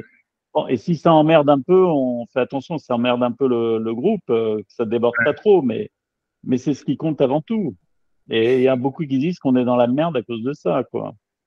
Je sais pas, ça veut dire, tu vois bien que le Maharal, il semble dire ça, hein, je veux dire, quand il te dit, voilà, en fait, Hachem, dans l'absolu, il est heureux, il est dans la volonté, etc.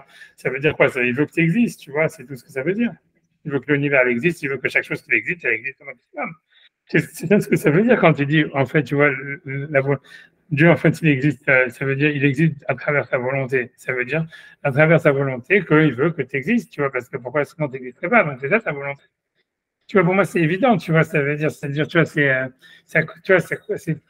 commence par là. Il y a beaucoup de systèmes juifs, il y a beaucoup de systèmes juifs où les gens, ils sont complètement dans l'annulation, quoi. Ils sont dans l'annulation d'eux-mêmes. Ils sont complètement. Oui, c'est parce que tu vois, c'est parce que même dans cette annulation, tu vois, il faut comprendre que même dans cette annulation, il y a une volonté. Tu penses, c'est un truc que j'avais lu, excuse-moi, mais c'est un truc que j'avais lu, l'homme de la halakha. Est-ce que ça coïncide ou? Je sais pas, moyen, mais j'ai jamais, tu vois, moi, j'ai pas envie vraiment de parler, mais. Tu vois un peu le système. Moi, je suis pas un grand fanat de tout ce type-là, je suis pas un grand fanat, moi, je pense que c'est. J'en sais rien. Tu dois faire ton élément naturel, ton milieu naturel, tu dois complètement, enfin, ça doit rentrer. Ouais, le pire, c'était Jair Lebovitz, c'est la même chose. Tu vois, pour eux, si tu veux, c'est une lecture stupide de Lévinas. Tu vois, ça veut dire, on peut lire Lévinas aussi comme ça. Quand il dit l'injonction, le tu dois, il vient avant ta propre conscience de toi-même et tout ça.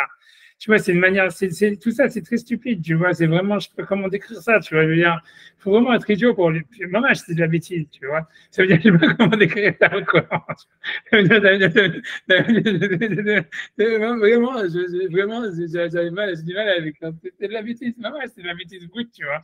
Ça veut dire, ok, ça veut dire, ferme ta gueule et réfléchis pas, et voilà, c'est comme ça, tu vois. Et je sais pas, tu vois, j'en sais rien, il y a un truc comme ça, tu vois, c'est possible. Si tu veux, c'est compliqué, tu vois, c'est ce que tu dis, ça t'apporte une grosse question, mais ça veut dire, je sais plus ce que je voulais dire. Je voulais dire autre chose avant, j'ai oublié ce que je voulais dire. Je voulais dire, avant de répondre, je voulais dire deux choses. Tu vois, la première chose, c'est que même dans l'annulation de soi, tu vois, si tu veux, ça peut être en fait l'expression de la plus grande volonté. Pour donner un exemple, tu vois, simple de tout ça, c'est, tu vois, quand Yitzhak, tu vois, il a décidé, tu vois, de se faire ligoter, de se sacrifier pour Hachem. Tu vois, tu peux dire, voilà, il n'y a pas une plus grande annulation de soi que de dire, voilà, je vais être un holocauste pour Dieu. Mais en réalité, tu vois, ça veut dire, cette volonté-là, c'est l'expression d'une volonté personnelle complètement, tu vois, d'un choix délibéré, tu vois, qui exprime, tu vois, vraiment une volonté, tu vois. Je veux dire, tu vois, ça peut être vu même comme la plus grande rébellion contre Dieu. Tu vois, Dieu veut que tu vives et toi, tu veux qu'on te coupe la carotide. Tu vois, alors tu veux dire, ah oui, non, mais je m'annule dans l'univers, tu vois, je suis une holocauste pour Dieu et tout ce que tu veux. Mais c'est l'expression d'une volonté d'avoir choisi d'être ça, tu vois ce que je veux dire. Donc ça veut dire, même l'annulation de soi, quand quelqu'un va dire, ok, je m'en fous, moi je vais être rien, je vais étudier que de la Gemara et du Zohar toute la journée dans ma yeshiva, et je ne veux pas penser, parce que je vais m'annuler dans ma yeshiva ou je vais m'annuler dans l'univers ou j'en sais rien. Ben, ça, c'est déjà l'expression d'une volonté très forte, tu vois. Et tu vois, c'est déjà ce que je veux dire, tu vois, je veux dire, c'est dire sans ça que ça emmerde les autres, tu vois. Mais tu vois, ça c'est une chose. Maintenant, pour revenir à cette histoire, tu vois, des Shael Bovis et tout ça, et de l'autre, là, comment il s'appelle, ce Lovaïchik, tu vois, ça veut dire, tu vois, moi je suis pas un grand fanat, honnêtement, mais c'est-à-dire, si on veut répondre à ça, ça veut dire, parce que tu vois, c'est un peu vraiment de la non-pensée, tu vois, c'est vraiment dire, ah, ok, il y a la loi, l'homme il existe sous la loi, il est obligé d'accepter la loi, bravo, tu vois, c'est un peu nul, tu vois, je veux dire, mais ce qu'on peut dire, tu vois, ça veut dire, ce qu'on peut dire, tu vois, ce qu'on peut dire, c'est, tu vois, il y a le, parce que tu vois, d'un côté, c'est vrai que, tu vois, c'est un truc dans la de Braslav, tu vois, c'est un super passage dans la de Braslav quand il parle sur Moshe Rabbeinu, il va dans le ciel et il voit la mort de Rabbi Akiva.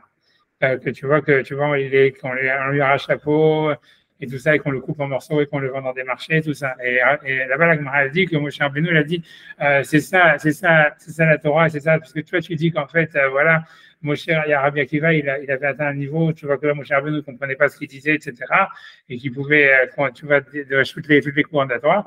Et à ce moment-là, tu vois, Hachem, il répond à Moshe, il lui dit, Shtok, tais-toi, Kacha un truc comme ça. Kacha Yaratson, je ne sais même pas si le mot Ratson, là-bas, j'ai pas envie d'aller, parce que je sais pas confiance à mon ordinateur, mais ça veut dire, j'ai peur que ça saute, tu vois, déjà, je suis content de ma connexion, j'ai pas envie de la rater, mais je pense que là-bas, il y a peut-être marqué même le mot Ratson. Ainsi était la volonté devant moi, un truc comme ça. Mais il lui dit, ferme ta gueule, il lui dit, stock. Ce qui est super bizarre, tu vois. Et tu vois, tu vois, parce que tu vois que lui aussi, il a ces trucs-là, tu vois, ça veut dire, qu'est-ce que ça veut dire, tu vois, pourquoi Moshe Rabbeinu, et tu vois, il pose une question, qu'est-ce que ça veut dire, tu vois, ferme ta gueule.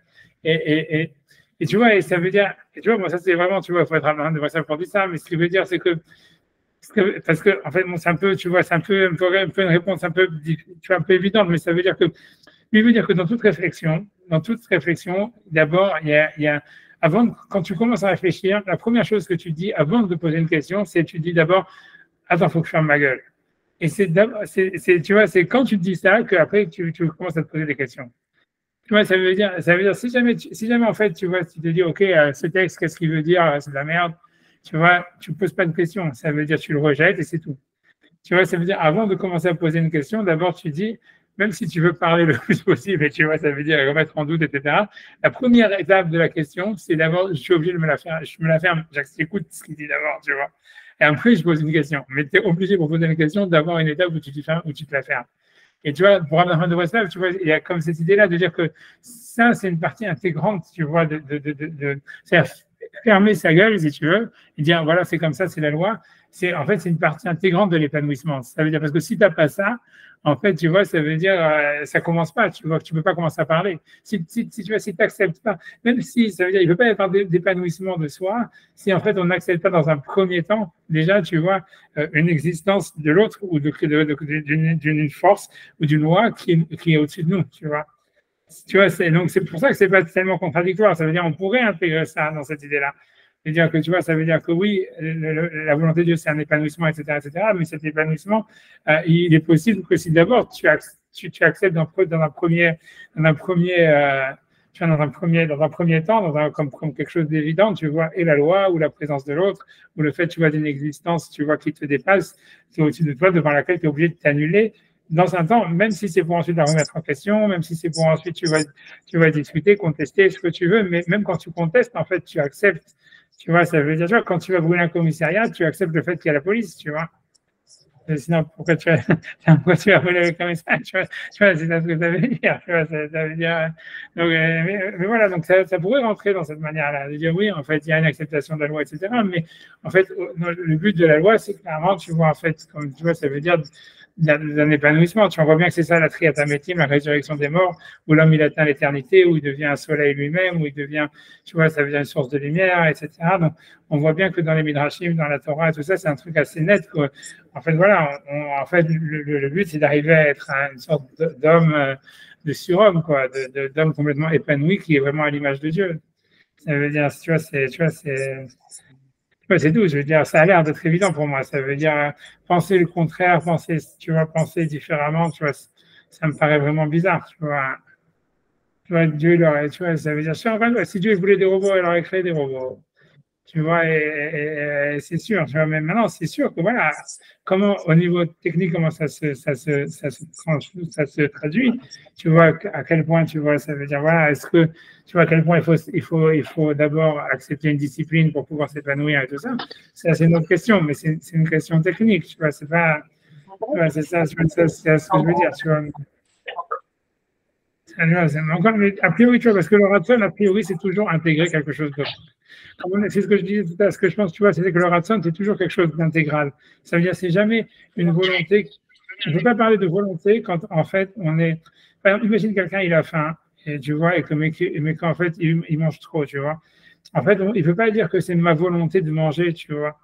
Parce qu'en fait, c'est tellement en opposition avec. Si c'est quelque chose qui est mauvais pour sa santé, tu vois, ça veut dire, en fait, c'est tellement en opposition avec le reste de son corps et de son organisme que c'est pas sa volonté de manger. Ça peut être, tu vois, un désir, ça peut être un truc, ça peut être.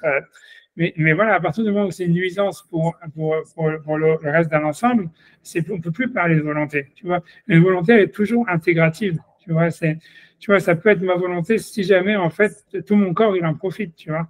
Ça peut être la volonté de ma famille, si toute ma famille elle en profite. Ça peut être la volonté, tu vois, de mon peuple, si tout mon peuple il en profite. Si en fait c'est quelque chose qui va nuire à une partie et profiter à d'autres, ça ne devient plus la volonté du peuple, ça devient, tu vois, ta volonté à toi, etc. Il y a toujours une idée, tu vois.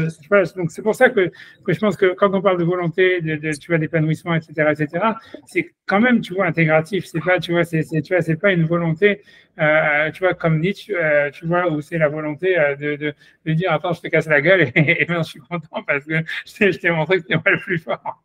Tu vois, ça c'est pas tu vois, tu vois, cette volonté de puissance de Nietzsche, tu vois, j'ai pas l'impression que c'est une volonté, tu vois. C'est ça, une maladie mentale, tu vois, c'est tout. Tu vois, ça veut dire, tu vois, que lui, tu vois, je veux dire, ça s'appelle en psychiatrie, ça s'appelle un paranoïaque. Tu vois, mais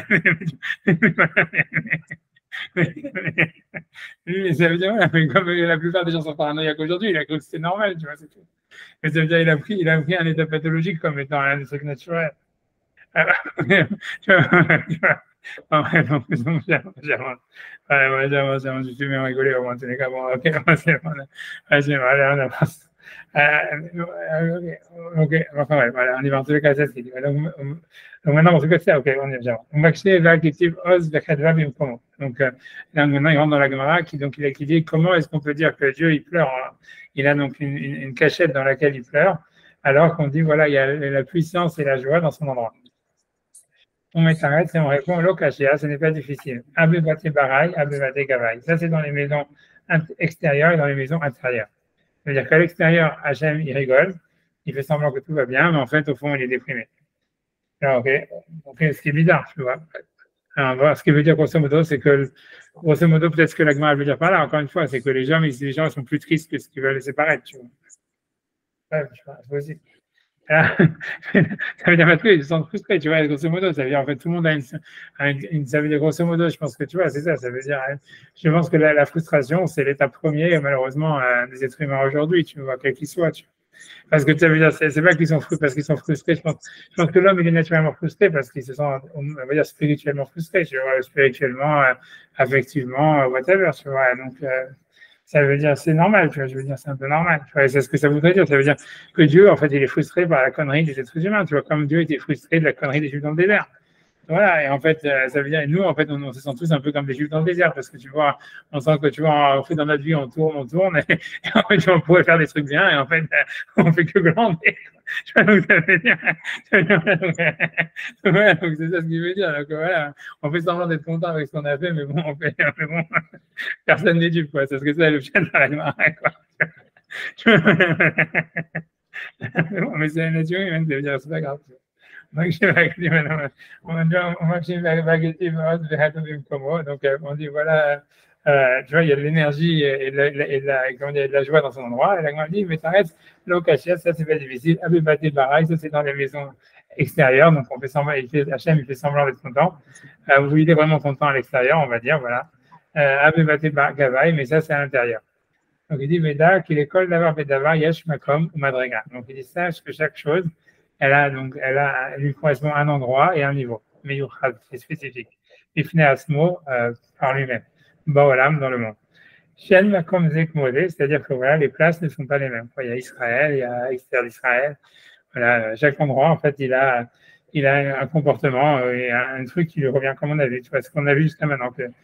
C'est-à-dire chaque être humain, il a une manière de connecter par rapport à son état avec le divin, etc. Alors, Nathanaël Israël, Makom Baolam, Raoul et Israël. Donc, Dieu, il a donné à Israël un endroit dans le monde qui était apte pour Israël. Voilà, et qu'a priori c'est Israël. Où l'Umot, Yesh Makom Baolam, Raoul et Lahem, et on va dire chaque peuple, ils ont des endroits dans leur peuple, dans le monde qui leur correspondent. Yesh Davar, Shemekomo, Raoul, Lo, Bepnimiyut, Atraklin. Donc, il y a des gens que leur endroit, où est-ce qu'ils doivent être, c'est dans l'intérieur du palais. C'est-à-dire qu'il a le niveau de d'intériorité dans le monde, voilà, quelque chose comme ça. Mais il y a d'autres personnes, en fait, ou d'autres endroits qui correspondent à une partie plus extérieure du palais. Chez Madrigata Hitzonit, que leur niveau, c'est un niveau, en fait, d'extériorité. Chaque chose, selon ce qu'elle est, Yesh le Makom, elle a un endroit. Il se trouve que tout ce monde-là, donc en fait, c'est comme une seule maison, comme une maison, dans lequel il y a plusieurs endroits différents. Hadarim, Pnimiyim, des chambres intérieures, des Hitzonim et des chambres extérieures. Et ça, on le retrouve beaucoup que le monde, il est appelé maison, avec Bereshit, le monde a été créé avec un bet, etc. Comme le verset il dit, Chochmat Nashim Banta Beta Hazva Amudea Shiva. Qui est un passage dans Michelet qui dit la sagesse des femmes a construit leur maison, ils y ont établi 7 colonnes. C'est un passage dans Michelet. Alors, Vedarshu, donc qu'est-ce que l'Agmar fait avec ce passage? On dit Vedarshu, passage vous avez fait avec Akrat Dinémamonot. Et dans l'Agmar, dans Sanhedrin, ils expliquent ce passage. À la Olam, chez Nivra, Beshiva, Yeme Bereshit, que ça correspond en fait au monde qui a été créé dans les 7 jours de la création, Kedei Tacham, comme c'est marqué là-bas. Voilà. Donc, ça veut dire, ramène ça pour dire qu'en fait, donc, le monde, il est créé comme il comparé à une maison. Et a priori, la femme qui est dans la maison, ça serait l'intuition. C'est dans la Gemara, dans le Zohar, on dit qu'en fait, c'est la Bina, l'intuition, qui est la mère du monde. Et donc, ça serait elle qui a construit le monde avec ces 7 colonnes. Je ne sais pas qu'est-ce que c'est. Demandez pas ce que c'est. Bon. En tous les cas, voilà, donc il dit Vekhaluk Yeshben Chitzonot, Chitzoniut, Opnimiut. Et donc, ça veut dire, et donc il y a une différence entre l'intériorité et l'extériorité. Et tout ça encore c'est lié avec cette histoire d'intuition, parce que d'après la tradition, en fait, la bina, ça veut dire l'intuition, c'est ce qui peut faire justement, c'est ce qui crée des intériorités et des extériorités. Et tu vois, c'est ça comment dire, le mécanisme de l'intuition d'après la Kabbale, d'après le Zohar. C'est quelque chose qui crée des intériorités dans l'extériorité et vice-versa. Peu importe ce que ça veut dire, tu vois, peu importe ce que ça veut dire. Donc j'avance sur ça, j'ai envie de parce que j'ai envie de voir qu'est-ce qu'il veut dire, parce que moi, j'ai jamais lu, donc je sais pas. Ça, j'ai pas lu depuis longtemps. Donc il dit, et donc il y a des différences entre l'intériorité et l'extériorité. Ou parce que le monde intérieur, il est pour la sanctification du divin. Et ça, on le retrouve dans plusieurs endroits, qui a pnimi anista ou meyuha legdusha, que en fait, le côté caché intérieur, c'est ce qui est là où se trouve la sainteté. Et donc, Dieu, il est dans la dépression, a priori, dans le monde, d'après la Gemara, dans les mondes intérieurs, mais qu'à l'extérieur, il montre de la joie et de l'énergie. Donc, il dit, que c'est parce que les maisons extérieures, donc, c'est un endroit qui n'est pas prêt pour recevoir en fait la sanctification divine. Mais chaque doucha met comme bifnim parce que la sainteté, c'est un endroit à l'intérieur. Et d'avoir aimé voir Méod, cette chose-là est très claire. La preuve à ça, Arba Degalim, Arba Ukhot, c'est-à-dire qu'il y avait 4, dans le campement d'Israël dans le désert, il y avait donc 4 campements dans les 4 directions.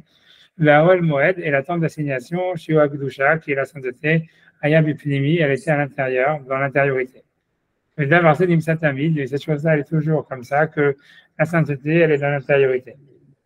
On reviendra, j'avance quand même, et c'est pour ça que la Gemara dit ce n'est pas une contradiction. Abebati Bara, et ça c'est sur c'est-à-dire sur les mondes, sur les maisons extérieures. Abebati Gavai, ça c'est dans les maisons intérieures. Qui a Gdusha Shayach à l'Israël, parce que la Kedusha elle est reliée à Israël, Shem Kedoshim qui sont saints. Vem Edam Nimsaim Bishtemut, et donc eux, on va dire par essence, ils sont pas dans la perfection. Ils sont, encore une fois, donc faire descendre la Shekhinah, c'est quelque chose qui doit être fait par l'homme et donc qui est pas. Donc à partir du moment où c'est le travail de l'homme, c'est quelque chose qui est en chemin, qui doit être construit. Et donc voilà. Et donc qui est pas fini. Voilà. Et donc en fait, c'est pour ça qu'il y aurait en fait. C'est comme si le monde physique il était fini, mais le monde spirituel il n'est pas fini encore. Donc c'est pour ça que dans l'intériorité, Dieu il pleure parce qu'il est frustré, parce que la spiritualité elle n'est pas encore. Elle n'est pas encore épanouie au même niveau que le monde matériel, il est épanoui à travers la création du monde. Donc, ça veut dire. Donc, c'est ça ce que ça veut dire. Donc, c'est pour ça qu'Israël, ils sont en exil, mais c'est pour ça que Hachem lui-même, on va dire, à l'intérieur, il est en tristesse, ça veut dire qu'il se sent frustré d'un monde où il ne peut pas exprimer réellement sa spiritualité, tu vois, dans le monde.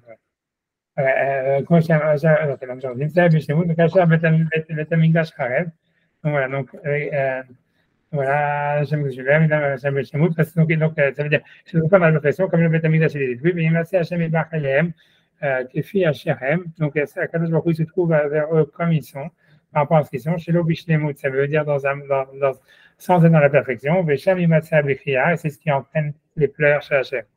Vebate Bara, dans les maisons extérieures, Sham Nimsa Asimra, là se trouve la joie, Bema chez Sham, Lo Imatsa Apria, Veshinuklal, puisque là-bas, en fait, dans le monde de la matière, on va dire, la création du monde, tel qu'il a été créé dans les sciences de la création, il est fini et il n'y a pas de problème, il n'y a pas de frustration au niveau de Dieu dans le monde. Ça veut dire, Dieu, il est content du monde tel qu'il est, au niveau physique.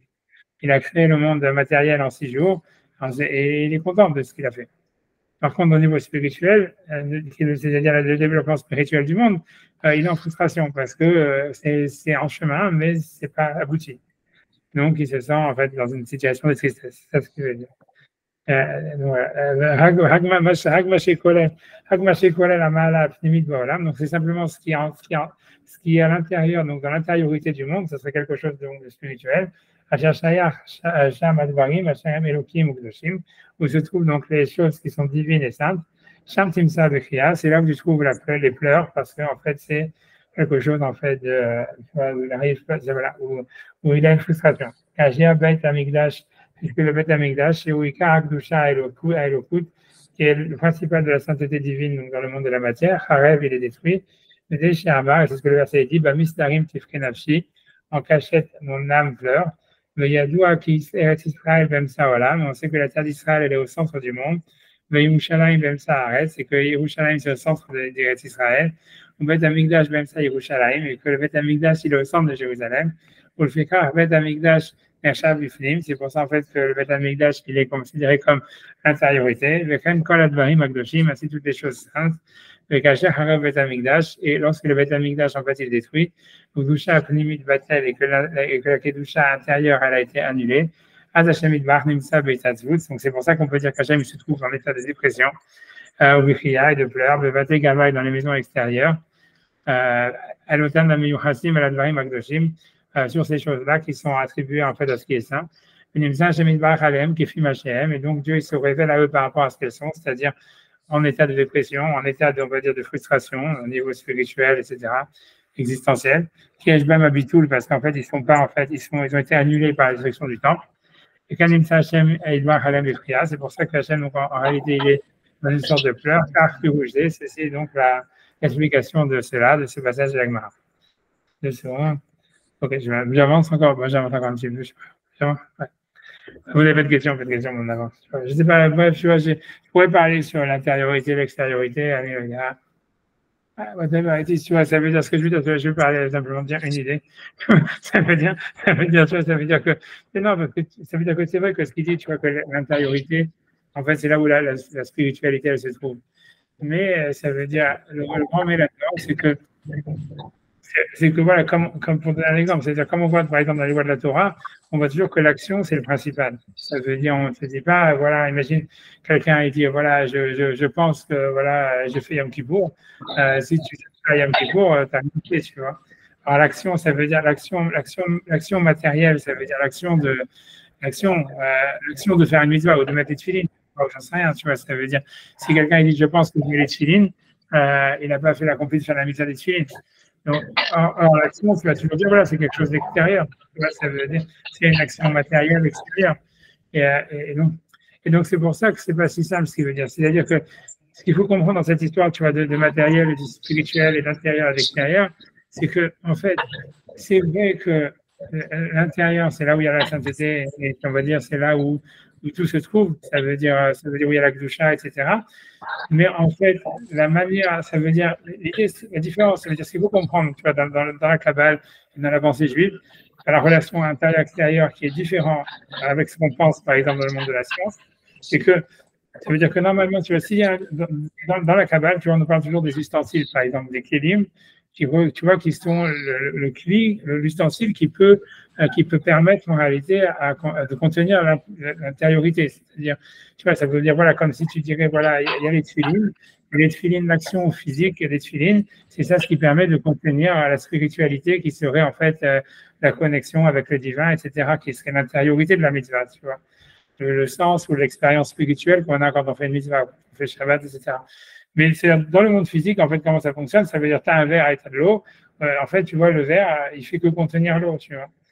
Et ça veut dire le rôle du récipient dans le monde physique, etc., c'est simplement de contenir et de, tu vois, et voilà, et de définir. Mais en réalité, au maximum, tu vois, si on parle d'un liquide. Mais dans la Kabbale, l'ustensile, ça veut dire, l'ustensile, c'est pas simplement la chose ça veut dire qui contient l'intérieur, c'est l'ustensile qui crée l'intérieur. Tu vois, ça veut dire que tu vois, c'est comme si tu vois, tu avais un verre, que c'est le verre qui fait l'eau. Tu vois, c'est l'histoire du rocher qui fait sortir l'eau et tous ces machins-là, c'est que c'est l'ustensile qui crée l'intérieur. C'est pas. Donc, tu vois, donc ce que ça veut dire quand tu mets ça, c'est par rapport au passage comme du Maral qu'on a étudié, ça veut dire comme ça. Ça veut dire le monde physique, tu vois, de la création du monde, il est parfait. Ça veut dire Hachem, il a été content au bout du 7e jour, au 6e jour, il a dit Tov Meod, tout est très bien, etc. Et donc, ça veut dire ça voudrait dire que le potentiel, ça veut dire, ce que ça veut dire, mais dit voilà, mais la spiritualité du monde, avec le Beth Amikdash qui est détruit, Israël en exil, etc., c'est une frustration. Tu vois, ça veut dire spirituellement, le monde n'est pas réalisé. Dieu est triste, il est en dépression, il pleure, etc. Mais ce que ça veut dire, parce que le temple est détruit, parce que finalement, au niveau spirituel, le monde n'est pas encore accompli, il n'est pas encore réalisé. Mais ce que ça veut dire, quand on dit voilà, mais le monde physique, il est réalisé, ça veut dire que potentiellement, le monde, en fait, il a tout pour être réalisé spirituellement. Parce qu'en réalité, ça veut dire toute la réalisation spirituelle, elle dépend simplement de l'action physique extérieure. Tu vois. Donc, c'est ça ce que ça veut dire aussi. Ça veut dire, quand on dit que Hachem, il exprime sa force et sa joie à l'extérieur en contemplant le monde physique qui est parfait, tu vois, ça veut dire en contemplant, tu vois, ça veut dire le monde de la matière qu'il trouve parfait, comme c'est marqué dans le Passouk, etc. Et ça veut dire aussi que l'être humain, avec son corps, avec son potentiel tel qu'il a maintenant, avec la manière dont il est créé, en fait, il a la capacité d'atteindre une perfection spirituelle aussi, quoi. Et donc, dans ce que tu dis, il y a une impossibilité logique, si tu veux, parce que si on dit que le monde matériel est parfait, alors qu'est-ce que ça veut dire, si tu veux, toutes les périodes où il y a eu le temple? Parce qu'on aurait dû, à ce moment-là, si tu veux, ça incarne une perfection, donc une perfection plus une perfection, on ne peut pas sortir de là. Si tu veux, comment on va dire, comment ça a été possible de sortir de là. Tu vois ce que je veux dire? Parce que si tu t'appuies, si tu dis que le contenant, le récipient, c'est celui qui fait l'intériorité, à ce moment-là, on a atteint une perfection avec le temple, le service du temple, etc. Comment ça aurait dû être un aboutissement une fois et c'était terminé. Comment ça peut être cassé? Tu vois ce que je veux dire? Pour moi, ça semble... Il y a une contradiction, là, il y a une spirale, là, quelque chose qui ne fonctionne pas. C'est une bonne question. Ça veut dire, tu vois, c'est la Gemara, elle en parle aussi, tu vois, le Nefesh HaChaim aussi parle de cette question. Parce que la Gemara, elle dit que quand Titus, il a détruit le monde, il y a une voix qui a dit, et qui lui a dit, tu n'as rien détruit du tout, le Beth Amikdash s'est détruit depuis longtemps. il lui a dit, et là-bas, le Midrash, il utilise une expression en disant tu as moulu de la farine qui était déjà moulue. Ça veut dire, ça veut dire, donc ça veut dire que t'as rien. Tu vois, ça veut dire, il lui dit, tu as détruit, et elle lui dit ça, tu as moulu une farine qui était déjà moulue, tu as détruit une maison qui était déjà détruite. Alors c'est vrai que tu as raison de dire que voilà, si le korban, c'est ça ce qui fait, tu vois, comment à un moment, ça veut dire, on voit que voilà, ça veut dire le tikkun, il a plus lieu par l'action elle-même, tu vois. Et c'est sûr, tu vois, c'est un problème, tu vois, ça veut dire, c'est clair que dans la Kabbale, c'est un problème, tu vois, ça veut dire, ça veut dire, parce que tu comprends, dans la Kabbale, l'histoire, c'est que comme on a dit, tu vois, toute la réparation, elle vient par la matière, et donc en fait, tout vient par l'action, etc. Mais en fait, on voit bien qu'en fait, il y a un moment où l'action, elle a plus d'impact. Tu vois, par exemple, si quelqu'un, il dit, tu vois, il dit, je mets les tefilines, mais j'ai pas l'intention d'être quitte de la mitzvah des tefilines. En fait, il n'est pas quitte de la mitzvah des tefilines, même s'il met les tefilines, tu vois. Ça veut dire, techniquement parlant, on a une capacité, en fait, ça veut dire, à casser tu vois, ça veut dire la réparation que l'action, elle fait. Alors, comment c'est possible? C'est pas évident. Je suis d'accord que tu vois, tu vois, c'est pas évident. Honnêtement, c'est une bonne question, parce que tu demandes, je te dis, les midrashim, ils adressent cette question. Tu vois, c'est difficile, tu vois, c'est difficile. Je sais pas, tu vois, c'est difficile, peut-être, tu vois, moi, mon avis, parce que moi, j'avais dit dans le cours de Tisha B'Av, ça veut dire, c'est la seule manière d'expliquer ça, c'est que, je pense que le Beth Amikdash, il est détruit quand il devient, s'il est neutre, tu vois, le Beth Amikdash ou la mitzvah, elle fait toujours sa réparation. Et elle va toujours avoir un impact sur le spirituel. Mais quand ça devient quelque chose de nocif, tu vois, comme moi, j'ai voulu expliquer qu'en fait, que le Beth Amikdash, c'est ça ce qui a entraîné la haine gratuite. Ça veut dire que c'était devenu une source de haine parce que les gens, ils s'haïssaient eux-mêmes. Et donc, finalement, ils arrivent à haïr les autres. Tu vois, je pense que c'est ça ce qui fait que le monde de l'action, il n'arrive plus en fait, à accomplir le tikkun. Tu vois, ça se fait ça. Tu vois, c'est comme si quelqu'un, tu vois, je veux dire, tu vois, il y a plein de gens, tu vois, quand tu parles, voilà, parmi les orthodoxes, il y a plein de mecs, tu vois, ils sont orthodoxes, et à bout d'un moment, tu vois, ils cassent tout, tu vois, ils laissent tout tomber. Et en fait, tu vois, et je pourrais te dire comment ça se fait, voilà, puisque si on te dit que les mitzvot, c'est quelque chose qui a un impact sur toi, et qui arrange ta neshama, et que c'est un truc presque magique et surnaturel, ben normalement, tu vois, c'est un peu comme les actions du Beth Amikdash, ça ne devrait jamais arriver, ça. Mais en fait, tu vois, l'idée, c'est que je pense que quand ça commence à avoir un impact négatif, ça veut dire où le type, tu vois, ça devient, tu vois, ça crée chez lui, tu vois, tu vois vraiment une torture psychologique ou tu vois un truc comme ça, tu vois, ça veut dire, comme tu vois, je prends l'exemple que j'ai du Beth Amikdash, où ça entraînait la haine de soi, ou même quand tu parlais, quand tu vois ce qu'on parle dans le Beth Amikdash, c'est devenu une source de business où les gens, donc, ils devenaient malhonnêtes, tu vois, tu vois, ça veut dire, les mitzvot, ça devenait quelque chose qui, non seulement, c'était pas neutre, mais c'était quelque chose qui carrément, amener, tu vois, ça veut dire un impact négatif. Je pense qu'à ce moment-là, tu vois, il n'y a plus de tikkun. Tu vois, ça veut dire, je pense que là, l'action, elle veut plus avoir un impact dans tu vois, ça veut dire même spirituel quelconque. Tu vois, pour dire voilà, tu vois, ça veut dire voilà, comme l'action elle est faite, donc ça crée une spiritualité intérieure. Je pense comme ça. Tu vois, je pense comme ça. Tu vois, c'est ce que je ne saurais pas pourquoi ni comment, mais tu vois, c'est une bonne question. Honnêtement, c'est une bonne question ce que tu demandes. Tu vois, c'est la question. Je dis, c'est comment le Beth Amikdash est détruit. C'est une bonne question. Comment des gens qui sont religieux deviennent non religieux, tu vois. Tu vois, ça veut dire, voilà, comment normalement, selon cette loi, selon l'idée de la Torah mitzvot, c'est n'importe qui fait des mitzvot. En fait, il devrait être porté par les mitzvot et il devrait, tu vois, purifier sa neshama petit à petit et devenir de plus en plus, si tu veux, religieux, de plus en plus heureux de faire les mitzvot, de plus en plus connecté avec le divin, etc. Alors, tu vois, on voit, ça veut dire, ça existe, tu vois, on voit ça, mais on voit aussi des cas contraires, tu vois. Donc, je sais pas, tu vois, je sais pas, tu vois, c'est pour ça que l'Agma a posé une question sur les rabbanim qui ont étudié la Torah et qui sont devenus des grands réchaïm, tu vois, comme là-bas, le site, tu vois, bref, tu vois, cite des noms, tu vois, cite des noms de rabbanim qui étaient très grands en Torah et qui étaient des grands réchaïm. Il a dit, mais comment ça se fait, puisque la Torah, normalement, ça a une lumière intérieure qui doit te rapprocher de Dieu, alors comment ça se fait que eux, ça les a pas rapprochés? Et ça, l'Agma a dit, Tina ya belibam. Tina, c'est-à-dire, il y avait de la boue dans leur cœur. Et que ça empêchait, si tu veux, ça veut dire ça faisait que la Torah, elle avait Encore, il y a plein d'autres exemples comme ça. Tu vois, quand la Gemara dit ça veut dire que si jamais quelqu'un il utilise la Torah avec sa main droite, ça devient un élixir de vie, mais s'il le fait avec sa main gauche, ça devient un poison mortel. C'est quand la minimina simsamavet. Donc, ça sent que ça devient vraiment, tu vois, quelque chose de négatif, tu vois. Tu vois, je sais pas, tu vois, ça veut dire, je pense qu'en neutral, quand on est en neutral, c'est positif. La plupart du temps, quand on est positif, mais quand en fait on est dans une situation où la mitzvah, elle devient quelque chose, tu vois, en fait, de négatif. Tu vois, et ça, c'est lié, je sais pas comment, tu vois, c'est lié à comment est-ce qu'on envisage la mitzvah, tu vois. Ça devient, tu vois, une source quelque chose qui pousse à faire le mal quelque part, ou d'autodestruction, etc. À ce moment-là, ça crée une spirale négative. Et c'est ce qui a dû se passer à l'époque du Beth Amikdash, tu vois. C'est ce qui est décrit là-bas, tu vois. On te dit qu'il faisait du business, le truc et Dieu. Tu vois.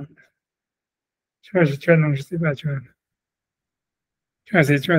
Je sais pas, tu vois. Non.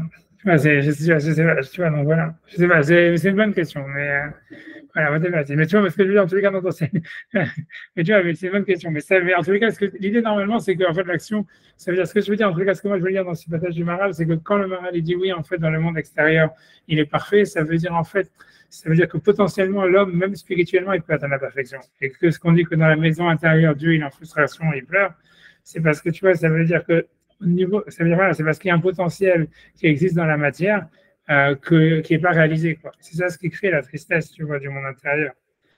Ouais, c'est ça ce que ça veut dire. Voilà, j'avance encore un petit peu et après, voilà, j'avance un petit peu. Ouais, je fais pareil, parce que moi aussi, je ne suis pas en vacances, et je suis en vacances, j'en sais exactement dans quelle situation je suis. Ouais, je suis encore impressionné que j'ai pu faire ce cours. Hein. C'est vraiment votre mérite à vous. Ouais, il y a une demi-heure avant ça, j'étais complètement en état comateux. Donc, il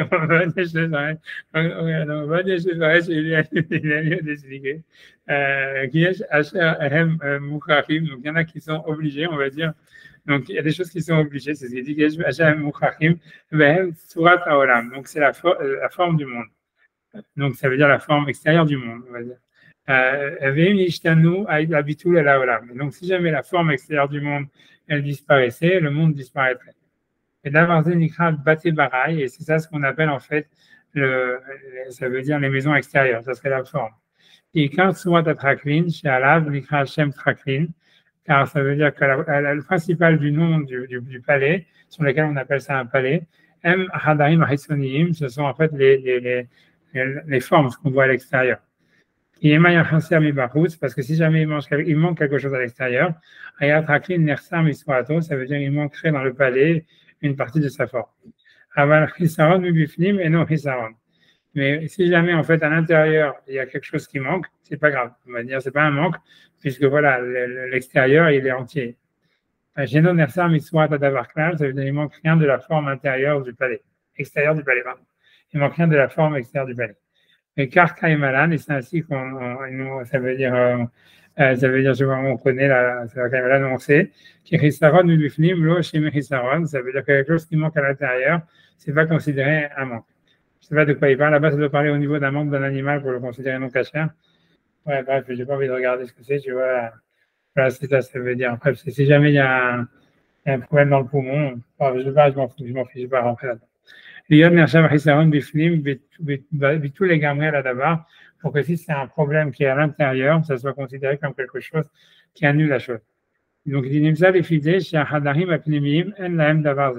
se trouve donc que les chambres intérieures, ils n'ont pas de forme, on va dire quelque chose comme ça. Chez Nam Tsura d'Atraklin, ils ne sont pas partie de la forme. Chez Tomar, Imaya Haser Mebifnim, Chez Haser Atraklin, pour qu'on dise que s'il manque quelque chose à l'extérieur, il manque à l'intérieur, il manque quelque chose, tu vois, dans le palais. Mais les Shamar, donc c'est ce que je vous disais tout à l'heure, c'est vraiment ça, il veut dire que potentiellement le monde il est parfait. Et voilà, c'est-à-dire que l'extérieur, ça veut dire dans sa forme, le monde il est parfait. Dans la réalisation, il n'est pas réalisé au maximum de son potentiel, et c'est pour ça que Dieu il pleure à l'intérieur. Mais c'est que à l'intérieur. Ça veut dire c'est que dans la manière dont le potentiel pourrait être réalisé. Mais en potentiel, il est parfait. C'est-à-dire la forme extérieure du palais, elle est parfaite. Donc, c'est ce qu'on a voulu dire, c'est ce qu'il a voulu dire, non, ce n'est pas une difficulté. Abébate Baraï, ça c'est sur les maisons extérieures, des Kassimcha, donc sur l'extérieur du palais, tout est parfait. Donc Dieu, il est content. Quand il a fini le monde, il était content. Il a dit Tov Meod, etc. Donc il est heureux et il voit sa puissance. Mais par contre, quand c'est à l'intérieur, ça veut dire dans la réalisation spirituelle du monde, qui est secondaire, parce que c'est qu'une question de factuel, c'est de réaliser le potentiel qui existe déjà. Donc là, Dieu, il n'est pas content. Denika Simcha, il rouge. Donc il n'y a pas de joie. Donc puisque l'extérieur, c'est en fait l'existence réelle, on va dire, telle qu'elle est nécessaire. Et donc si jamais le monde matériel, on va dire, il n'était pas parfait aux yeux d'Hachem, on ne pourrait plus parler d'univers. Ça ne serait pas considéré comme s'il y avait une forme à l'univers. C'est pour ça que c'est appelé en fait la maison extérieure, qui soit puisque la forme de la construction, la forme de la construction de l'extérieur, c'est ça le principal. Comme nous avons déjà dit. Donc il dit et donc il n'y a pas, c'est pas possible, c'est pas d'envisager qu'il y a là-bas quelque chose qui manque. Parce que sinon le monde serait annulé ou n'existerait pas. Et donc Dieu, il a créé le monde pour qu'il soit existant et qu'il soit éternel, on va dire, ou voilà, qu'il soit éternel, périn ou perpétuel. Donc on est obligé de dire nécessairement que sur le monde extérieur, sur la forme physique du monde, Dieu, il est heureux. Car dans le monde physique, il n'y a pas de changement réel. L'univers, en fait, dans sa globalité, il continue à fonctionner de la même manière. Et donc voilà, donc Dieu, il est révélé dans le monde de la matière, suivant sa manière d'exister, qui est en fait une existence, on va dire, complètement épanouie, parfaite, dévoilée, qui est l'expression d'une volonté, Il me semble qu'il y a un parallèle qu'on pourrait faire. Moi, tout ça, ça me rappelle un peu l'histoire entre Yaakov et Esav. Esav, à un moment, je veux dire, quand Jacob lui prend les mitzvot, il verse une larme. J'ai l'impression qu'il se contente, lui, il a choisi. On peut se poser la question pourquoi lui, il a choisi de laisser, on va dire, l'intériorité au profit de l'extériorité, comme ça. Et je pense qu'il y a cette idée, là, c'est intéressant l'idée du Maharal, de dire qu'il y a une espèce de perfection là derrière, et qu'on peut, d'une certaine façon, on peut être tenté de s'en contenter, quoi, et de pas. Ouais. Non, tu vois ce que je veux dire? Et alors, il verse peut-être, je ne sais pas, pourquoi il verse une larme comme ça, parce qu'il a été, peut-être il a pris conscience de quelque chose dans lequel il a été. Il a perdu. Privé de. Bon, à ce moment-là, il a perdu cette dimension, mais il y renonce au profit d'une perfection. Et je veux dire, et on peut dire que c'est le monde des sages, c'est celui de l'exultation, de la jouissance et de la recherche, on va dire, et de se contenter, on va dire, de se nourrir complètement de l'extériorité. Et à la fin, bon, il me semble que dans le retour, dans le match 2, là, le retour quand il revient, le fait qu'ils se sautent dans les bras l'un de l'autre, enfin, qu'ils s'embrassent, etc., peut-être qu'à ce moment-là, il y a une shlemout, il y a une rencontre à nouveau et quelque chose, je sais pas, ça participe un peu, je sais pas si je dis n'importe quoi ou ça participe un peu de cette idée, ou ça a quelque chose à voir là-dedans, je sais pas ce que tu en penses. Non, c'est tout à fait vrai ce que tu dis. C'est vrai, tout ça, ce que tu dis, c'est vrai, c'est que Esav, tu vois, dans les Midrashim, toujours lié sur l'extérieur, comme le Midrash dit que c'était un vase de terre cuite recouvert avec des pierres précieuses. Ça veut dire que c'était qu'un vase de terre cuite à l'intérieur qui était recouvert de pierres précieuses. Que tu vois, c'est qu'on dit que il est comparé au Khazir, qui montre ces deux, tu vois, ces sabots fendus pour dire qu'il est cachère alors qu'il ne rumine pas. Ça veut dire que le problème, c'est que c'est l'intérieur. Ça veut dire que à l'extérieur, il est parfait, mais à l'intérieur, il est pourri. Donc, tu vois, Esav, on voit bien que c'est le truc de l'extérieur. On voit bien que Jacob, il se déguise en Esav, tu vois. Donc, il met tu vois, les habits de Esav.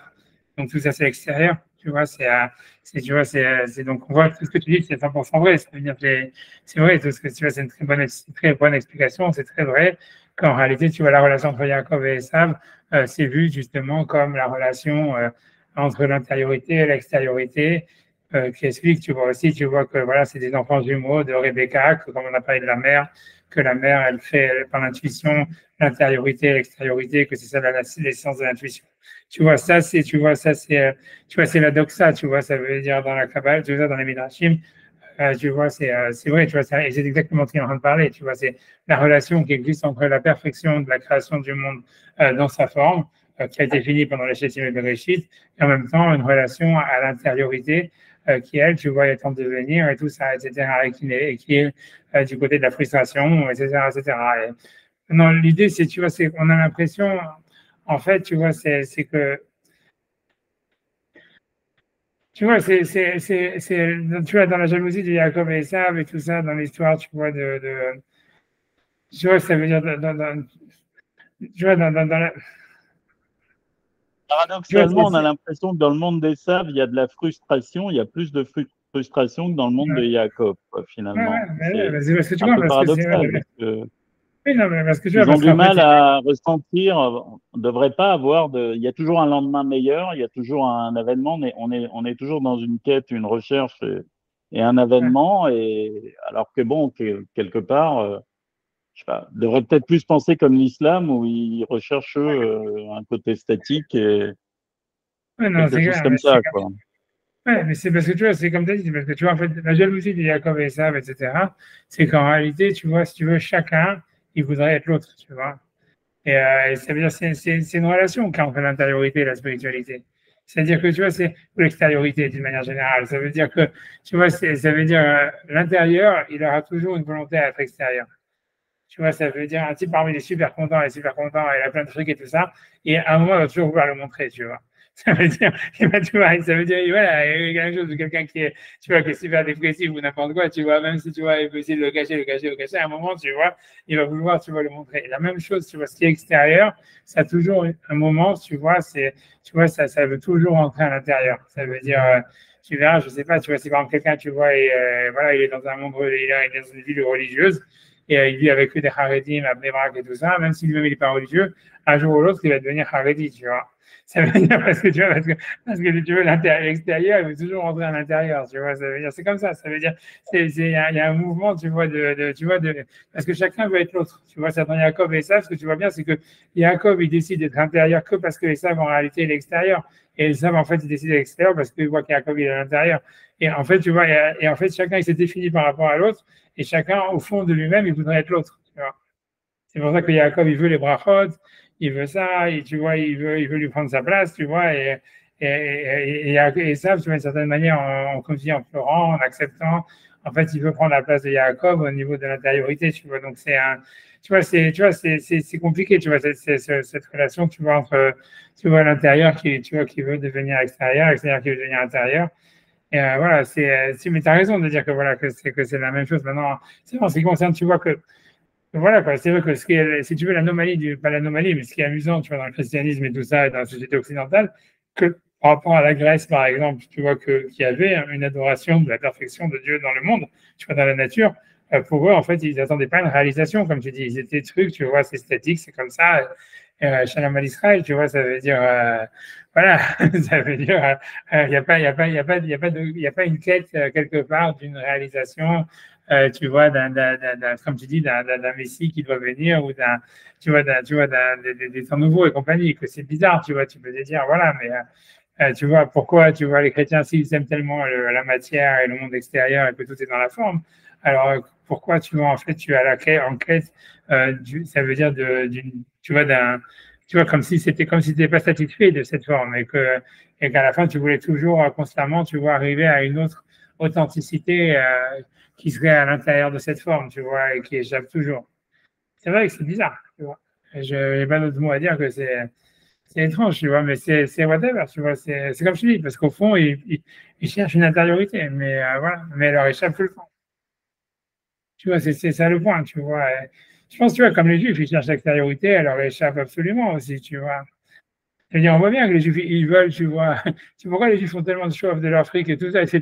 Ils veulent tout ils sont tous dans tu vois, dans l'apparence, dans le machin et tout ça, parce que tu vois, au fond, ça leur échappe, tu vois. Donc, ils essayent, ils sont jamais satisfaits, et quoi qu'ils fassent, tu vois, ils sentent qu'ils sont pas arrivés, tu vois. Donc, je sais pas, tu vois, c'est la même chose, tu vois. Mais a priori, tu vois, selon le soir, c'est libre par rapport à la mer, j'en sais rien, tu vois. Tu vois, parce que voilà, a priori, on a la même mer, tu vois, un truc comme ça. Ça veut dire, tu vois, ça veut dire, je sais pas comment ça s'explique, mais voilà, un truc comme ça. Tu faut comprendre c'est quoi la bina, c'est quoi le, tu vois, j'en sais rien, tu vois, c'est lié, tu vois, c'est ce qu'on voit bien l'histoire, tu vois, c'est le rapport au père et à la mère, tu vois, tu vois bien dans l'histoire de Jacob et Esav, on voit bien ça, que tu vois que Jacob, en fait, il veut recevoir la bénédiction de son père, et en fait, Esav, lui, en fait, il voudrait l'amour de sa mère, et il n'y arrive pas, tu vois, et donc, et ça crée ça, tu vois, c'est la dynamique, elle est là-dedans, tu vois. Tu vois, c'est compliqué, tu vois. Parce qu'il faut voir comment ça marche tu vois, dans la création du monde et tout ça, etc. Et, tu vois, c'est difficile. Tu vois, ça veut dire, tu vois, il faut réfléchir plus sur l'idée de qu'est-ce que c'est la forme et tout ça. Et, tu vois, ouais. Parce que tu vois, en réalité, dans les choses que tu vois, le truc, la vraie difficulté dans cette histoire-là, c'est qu'au fond, tu vois, ça veut dire les deux aspects, ça veut dire l'aspect de la forme et l'aspect si tu veux, l'aspect de l'intériorité, en fait, ils se remettent, ça veut dire, ils s'excluent, au fond, ils s'excluent l'un l'autre d'une manière fondamentale. Tu vois, c'est-à-dire qu'en fait, tu vois, le monde, ça veut dire, il pourrait être que de la forme. Tu vois, et ça veut dire, et si absolument on accepte la forme, finalement, on dirait, ben ouais, il y a que de la forme. Tu vois, il n'y a pas d'intériorité. Et d'un autre côté, on pourrait dire, en fait, tu vois, le monde, en fait, il est que dans l'intériorité. Et en fait, si tu réfléchis bien, si tu prends ce point de vue-là, tu pourrais dire, oui, en fait, la forme, c'est qu'une illusion. Tu vois, mais en fait, il y a qu'une réalité, on va dire, spirituelle ou intérieure. Il y a des formes, tu vois, c'est comme une sorte de rêve, tu vois, c'est un truc, tu vois, qui n'existe pas vraiment. Donc, en fait, fondamentalement, tu vois, ça veut dire les deux prises de conscience, tu vois, c'est les deux aspects, tu vois, d'accès à la réalité, soit par la forme, soit par l'intériorité des choses. En réalité, ils se rejettent l'un l'autre. Et je pense, tu vois, c'est pour ça, en fait, qu'il y a une volonté, tu vois, que de la forme de devenir intérieur et de l'intérieur de devenir forme. Et, et tu vois, et que c'est pour ça qu'elle a entre Jacob et Esav, etc. Et que, voilà, tu vois, je pense, il faut réfléchir comment est-ce que les Grecs, ils envisageaient, tu vois, l'esthétique par rapport, tu vois, à comment est-ce que, tu vois, les chrétiens, ils envisagent l'esthétique par rapport aux formes, tu vois. Tu vois, tu vois, tu vois, c'est ça qu'il faudrait réfléchir. Tu vois, je ne sais pas, tu vois, j'ai pas.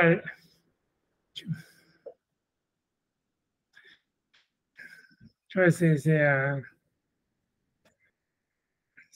veut dire que, on a l'impression, tu vois, ça veut dire que dans le monde grec, il y a une sorte de, tu vois, ça veut dire, on a l'impression que la vérité, on va dire, spirituelle ou la vérité, on va dire, abstraite du monde, tu vois, elle existe, elle est aussi tangible que le monde des formes, tu vois, puisqu'il y a une correspondance, en fait, si tu veux, entre la perfection des formes du corps et, on va dire, la perfection morale ou des choses pareilles, tu vois, et la force et compagnie, même la perfection de l'univers.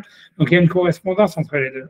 Tu vois, il n'y a pas de, tu vois, c'est même pas, il y a même pas voilà, il y a pas de dualisme. Il n'y a pas de dualisme entre la forme et le fond, etc.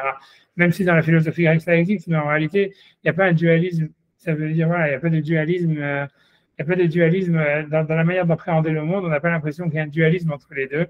C'est l'un et l'expression de l'autre, tu vois.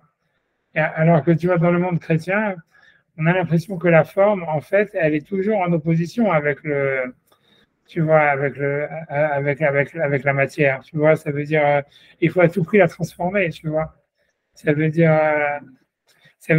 soit on va la rendre plus belle, Justement, soit on va la est-ce que tu penses pas que dans le monde grec, justement, il y a une volonté comme ça en faisant une correspondance, d'exclure absolument un facteur dialectique, en fait, d'exclure la présence de Dieu dans le monde, absolument, ou en tout cas, de le mettre complètement à part.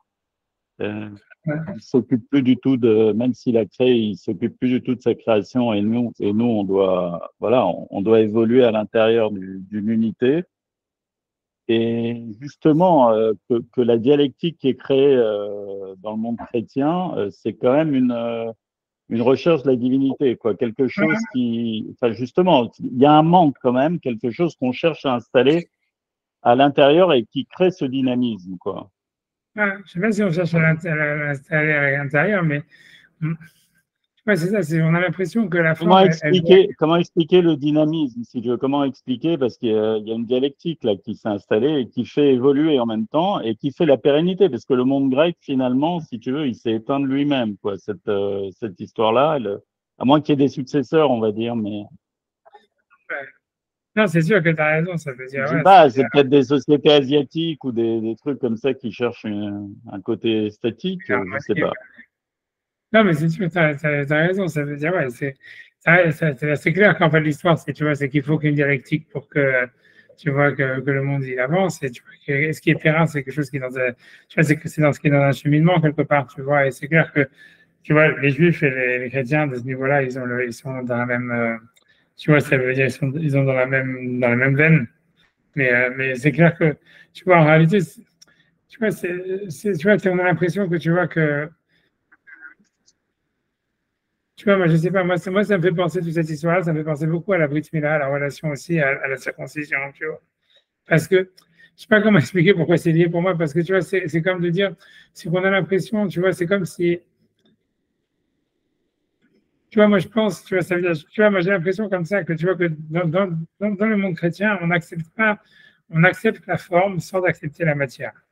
Tu vois, comme si, en fait, tu vois, il faut transformer, tu vois, c'est comme la chose avec les transgenres, tous ces machins-là, tous ces trucs-là, ça veut dire, tout doit évoluer absolument, et en fait, la matière, tu vois, elle n'existe pas, tu vois, ce qu'il y a, c'est des formes. Tu vois ça, tu vois, ça veut dire, comme tu vois bien comment la société de consommation, elle fonctionne en vendant des images, en vendant des trucs dans lesquels, tu vois, comme je dis, encore une fois, il faut s'identifier, tout le rapport à l'identité, c'est un rapport à l'image, c'est un rapport à la forme, et après ça, tu vois, tu dois évoluer la forme, la matière, elle n'existe pas, en fait, tout ce qu'il y a, c'est des formes. Il faut que la matière, en fait, elle soit modelée par la forme, tu vois. Alors que j'ai l'impression que dans la Brit Mila, il y a une acceptation, tu vois, de dire qu'il y a de la matière, ça veut dire il y a une matière, que on peut, en fait, ça veut dire, on doit, ça veut dire, que la matière brute, elle est, tu vois, ça veut dire, elle a quelque chose à être parfaite, tu vois, ça veut dire qu'elle n'est pas, on va dire, tu vois, ça veut dire, ça veut dire, voilà, elle doit être parfaite, la matière, elle doit être, comment dire, voilà, il y a un combat, il y a une limitation, tout ce qu'on veut, etc. Mais ça veut dire, on a l'impression que, tu vois, ça veut dire, voilà, la matière existe et la forme, elle est donnée sur la matière, mais il n'y a pas que de la forme, quoi. Tu vois, on a l'impression que dans le monde, tu vois, des sables, dans le monde chrétien, il n'y a que de la forme, tu vois. Et comme je te dis, tu vois, c'est comme si, tu vois, et voilà, il n'y a pas de matière. Tu vois, je sais pas comment expliquer, tu vois, voilà, il y a une exclusion, en fait, de tout. C'est un monde de la limite. C'est un monde de quoi de? C'est un monde de la limite. La forme, c'est la limite. Ouais, c'est un monde de la limite. C'est un monde qui cherche ses limites, quoi. Ouais. C'est surtout, ouais. C'est un stade, on dirait que c'est un stade infantile, quoi, s'il cherche ses limites. Ouais. Je sais pas, tu vois, c'est possible. D'abord, tu vois, c'est possible hein, que c'est ce que la Gemara dit, que tu vois, ça veut dire que la mère du Mashiach, c'est le christianisme, tu vois, c'est Rome. Tu vois, la Gemara dit que le Mashiach, il va venir qu'une fois que Rome, il aura dominé le monde pendant 9 mois. Donc, ça veut dire que, tu vois, donc, voilà, donc ce serait quelque chose qu'il a pour donner naissance à quelque chose d'autre, tu vois. Et que ça serait pas dans un stade, tu vois, comment dire, fini. Mais c'est possible, mais je pense, je ne sais pas s'il cherche la limite ou s'il cherche justement à se prouver qu'il n'y a pas de limite, tu vois. C'est plutôt ça, tu vois. Ce qu'il cherche, c'est plutôt à se prouver qu'il n'y a pas de limite, puisque tout est forme, donc en fait, tu vois, donc tout est sans limite. C'est ça leur idée. C'est ça l'idée. Maintenant, tu vois, maintenant c'est bizarre, tu vois, je sais pas quoi te dire, tu vois, je sais pas, c'est sûr que tu vois que c'est le christianisme, maintenant c'est ça et ça, maintenant est-ce que tu vois, comment ça se situe, tu vois, le judaïsme par rapport à ça, cette idée, tu vois, d'intériorité, comme quoi, tu vois, en fait, tu aurais de la matière. Ouais, c'est ça, tu vois, ça veut dire, ça revient à ce qu'on disait tout à l'heure, tu vois, que dans le judaïsme, la relation au divin, elle se fait à travers le corps, à travers la matière, à travers la terre d'Israël, à travers le fait que la mère, elle est juive, à travers que le fait qu'il y a un ADN juif, que tu vois que c'est quelque chose qui est lié à, tu vois, avec vraiment, avec la matière, tu vois, et pas à travers la forme, tu vois, ça reviendrait à ça. Tu vois, Tu vois, c'est ça le truc. La vraie, ça veut dire la vraie bataille pour être qui est le premier-né, ça serait plus à savoir qui, en fait, qui est le premier-né, tu vois. Ça veut dire qui est, en fait, celui qui tire le chariot, quoi. Qui est celui qui maîtrise la dynamique. Tu vois, est-ce que finalement, c'est la forme qui va maîtriser la dynamique et finalement, la matière, elle, même si elle existe, elle répond, en fait, à la forme et elle fait que tu vois, ça veut dire que se plier aux exigences de la forme, ou bien est-ce qu'en fait c'est la matière tu vois, qui existe et la forme, elle fait que se plier, tu vois, à la matière. Ouais, je sais pas. C'est un truc qu'il faut que je réfléchisse plus. Ce qui est bizarre dans ce que, ouais, mais ce qui est bizarre dans ce que tu dis par rapport au Maharal, puisqu'on est sur le Maharal, c'est que la forme, lui, donne un caractère masculin et la matière, il lui donne un caractère féminin. Et bon, le peuple juif, a priori, c'est plutôt le masculin par rapport aux nations qui sont le féminin. Tu vois, là aussi, je comprends pas comment ça marche cette histoire. Bon, peut-être pour la prochaine fois, mais. Ouais, non, tout ça, ouais, c'est sûr que c'est quelque chose qui Tu vois ce que je veux dire? On est d'accord que c'est pas. Non, c'est ça, ouais, ouais, je suis d'accord avec toi. Je suis d'accord que ça nécessite plus de. Je suis d'accord. Il faut réfléchir, il faut voir plus. Il faut que je revoie. Tu fais des bouquins. Tu veux, on regarde ça la prochaine fois, si tout le monde est d'accord, vu qu'on arrive au bout. Là. La forme et la matière, etc. C'est pas quelque chose entre, comme tu dis, le féminin et le masculin. Comme je t'ai dit, tu vois, c'est qu'est-ce qui est l'intérieur, qu'est-ce qui est l'extérieur. C'est pas vraiment quelque chose, tu vois, en fait, de définir en disant ça c'est l'intérieur, ça c'est l'extérieur, ça c'est la forme, ça c'est la matière. Tu vois, ça c'est en fait c'est quelque chose en fait qui est toujours tu vois en jeu, tu vois. Ça veut dire ça s'inverse, tu vois. C'est quelque chose. Ouais. Ouais, moi je m'emmène un peu. Pour moi, la forme, c'est de la matière. Je veux dire. Oui, j'ai compris ce que tu veux dire. C'est comme ça qu'on pense. C'est ça la problématique des chrétiens, des saves, c'est que lui, il pense être la forme. Enfin, il ne pense pas, il est la forme, mais il refuse la matière qui la compose elle-même. Et donc, il donne n'importe quelle forme à la forme, ce qui est son. Donc, il va adapter la forme, puisqu'il ne croit plus en cette matière-là, à son esprit, enfin, à sa façon de penser. C'est ça leur problématique. Il n'arrive pas à. Pour moi, il n'y a pas de matière. Enfin, pour moi, la forme, elle doit être l'idée, c'est de connecter les deux, ça serait une erreur. Quand tu dis, en fait, il n'y a pas de forme. Mais parce qu'elles sont, je sais pas, le palais en question dont il parle, il est matériel, il est physique. Et c'est le palais qui contraint la pensée. Et c'est ça, eux, ils refusent. Alors, eux, ils sont censés représenter ça, mais ils refusent la matière de leur masque ou de leur forme, ce qui fait qu'après, l'esprit, enfin, donc, ce qui remplit, ça part n'importe où, quoi. Et finalement, c'est de la baudruche, qu'en fait, ils ont une matière qui s'adapte à n'importe ce qu'il y a à l'intérieur. On sent là, c'est ça qui les rend, c'est ça qui rend ça fragile et où ils sont toujours dans le questionnement, quoi, à ce niveau-là. Enfin, je sais pas, je mélange un peu, moi, peut-être, la matière et la forme. Non, ce que tu veux dire, je veux dire en fait que ça veut dire qu'à la fin, si tu mets l'accent sur la forme, à la fin, la matière disparaît, quoi, grosso modo. C'est ça l'histoire, quoi. Toi, tu veux dire, ça serait ça l'idée, ça veut dire, à la fin, la matière, elle disparaît quand on met tellement face à la forme. Ouais. Nous, notre objectif, c'est nous, on sait que le palais existe, donc le monde existe, et c'est de le remplir. Maintenant, le monde, il est par définition fini, terminé. Quand tu dis il est parfait, et pour moi, il est matériel. On est dans un cadre, si tu veux. Mais nous, on accepte que ce cadre, il nous contraigne et que notre fonction de fonctionner, notre façon de penser s'adapte à ce cadre-là parce qu'il nous contraint, mais on l'accepte comme contrainte. Eux, ils sont censés être le cadre, puisque c'est l'extérieur. Il est censé être le cadre, mais lui, il ne croit pas en son cadre. Il pense que son cadre, il ne doit pas être fixe, il doit être. Il a bien compris qu'il était un cadre, mais il pense que c'est un cadre qui doit s'adapter, alors qu'au contraire de nous, quoi. Sinon, on a le même chemin, c'est-à-dire que lui, il faut bien aussi qu'il remplisse son cadre. Je veux dire, il est le cadre, mais il a besoin de le remplir aussi. Je sais pas, tu as l'impression que c'est sûr qu'en fait, Israël, ça serait plus ou Yaakov ou un truc comme ça serait plus, il serait plus dans l'adaptation, on va dire que. Voilà, c'est ça. Nous, on accepte la contrainte. Alors, on sait que la matière existe, on sait que le cadre existe, on l'accepte. Et au contraire, on doit le sanctifier, enfin, on accepte ça. eux, ils ont un vrai problème avec la contrainte, avec le cadre, alors qu'eux sont même, ils essayent de, en fait, c'est leur credo, quoi. Et ils refusent ce cadre-là. Et c'est pour ça que, ben voilà, qui transgenrent, qui trans machin, qui font le truc, parce que le cadre, ça les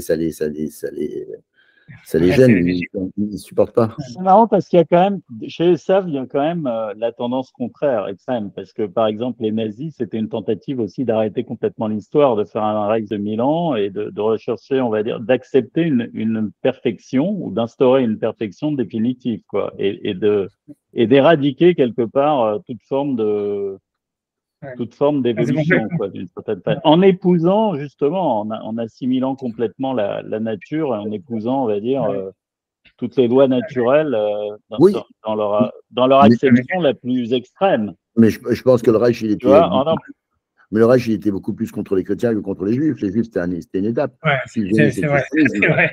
c'est ça, c'est-à-dire qu'en fait, les juifs, oui, non, c'était une mais étape parce justement, que c'était la chose, mais mais ils voulaient pas de quelque ça. part, si tu veux, c'est voilà, on arrête l'histoire aussi d'une Oui, certaine façon, quoi. oui, mais lui, il prenait une position On arrête radicale par rapport à l'évolution. ça. Si C'était vous une voulez position revenir à la radicale Grèce, par rapport à ça, mais il ne voulait pas du christianisme non plus. Ça le gonflait, le Non, christianisme. on est d'accord. Justement, c'est ce que je dis, c'est qu'il y a une autre tendance comme ça chez les Slaves aussi, quoi. Ça existe. Ou en mais tout c'était cas, ça a aussi existé. Pour moi, les ça, nazis, c'est pas les Slaves, c'était quand quoi. même sur Rome et tout ça. C'était quand même, c'était, tu vois, c'était un cadre, mais c'était pas un retour à la nature. C'était une nature quand même, tu vois, qui avait été sublimée par la volonté de puissance et la volonté de. On est d'accord, mais ça passe une interprétation, mais la Ouais, base, c'est on suit les lois naturelles, on est intégré, on ouais, va dire, dans le monde, on est un animal comme un autre et on accepte, on va dire, et on éradique toute forme de conscience, toute forme d'intériorité, d'une certaine façon. C'est suspect, c'est juif, quoi. Une ouais. construction. Non, non, c'est quelque chose à réfléchir. Honnêtement, c'est quelque chose à réfléchir. Il faut voir. Écoute, je regarde. Je sais rien, vraiment, tu vois, c'est quelque chose à réfléchir. Mais c'est déjà ce qui parle. Parce que lui, dans son texte, là, pour l'instant, ce qu'il veut dire simplement, c'est que dans le potentiel, le monde, il est plus. Ça veut dire, voilà, c'est ça, ça veut dire que Dieu, à l'extérieur, il est heureux. Ça veut dire, comme le monde matériel, il est vraiment l'expression de la volonté libre de Dieu et qu'il n'y a aucune contrainte là-dedans, etc. Donc, il existe comme quelque chose de parfaitement, de parfait, d'épanoui au maximum. Et qu'à partir de ce moment-là, l'intérieur, ça devrait répondre à l'extérieur. Et potentiellement, ça peut le faire, mais ça ne le fait pas. Tu vois, donc ce qui veut dire, c'est pour ça qu'il veut dire, ça veut dire que c'est à l'intérieur Dieu il pleure parce qu'en fait la réalisation spirituelle du monde, etc., elle est encore à venir. Tu vois, voilà, elle est encore en devenir. Et c'est ça ce qui fait que Dieu il est frustré de du fait qu'il n'y a pas encore eu cet aboutissement. Quoi. Tu vois, c'est ça ce que ça veut dire. Tu vois. Ça. Pour faire un lien avec Rosh Chodesh, si tu veux, parce que tu vois, parce qu'on dit que dans les dénominations de Rosh Chodesh, on dit Asher Chodashim Yamlecha Natata. Ça veut dire dans la dénomination de Rosh Chodesh, tu as donné les nouveaux des Asher Chodashim pour ton peuple.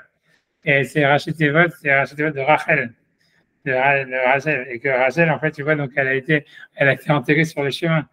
Et donc, c'est la matriarche qui est de l'exil et sur le cheminement et sur le développement.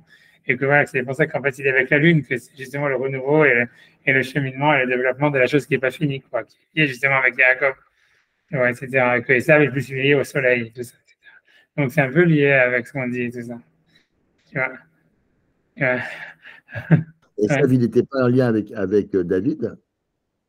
Ouais, aussi, tu vois, mais tu veux Ah, dire, mais ouais, David, David c'est avec la lui, Lune. c'est pas une autre histoire, mais ça veut dire, la page toute, tu vois, ça veut dire, la page toute, tu vois, ça veut dire, ok, mais c'est notre histoire, on va dire, voilà, c'est comme si, c'est sûr qu'il y a un petit coup de Esav avec David et tout ça. C'est sûr que tu vois que même quand on va faire cette histoire de la forme et tout ça, du rapport à la forme qui est non satisfaite, etc., c'est sûr que tu vois que dans David, on retrouve, dans les psaumes, on retrouve ça, tu vois. On retrouve, tu vois. Je sais pas, voilà, bah, c'est ça qu'on fait un petit lien avec quand je vais terminer parce que voilà, c'est Ouais, tout, tu vois. Voilà, c'est tout. Parce que il faut réfléchir plus à ça, je vais réfléchir. Peut-être, on va réfléchir la semaine prochaine, on continue, bien attention. Voilà, et voilà, et bonnes vacances si vous êtes en vacances, et sinon, Chodesh Tov, bonnes vacances à tout le monde. Bye bye. et Shabbat Shalom. Shalom. Ouais, il y a pas de vacances. Elles sont 20 ans, les vacances, quoi. Quelles vacances? Vacances, no vacancy. Ok, Au bah, allez, revoir. comme tout. Allez, j'avais ça. Ouais, ouais.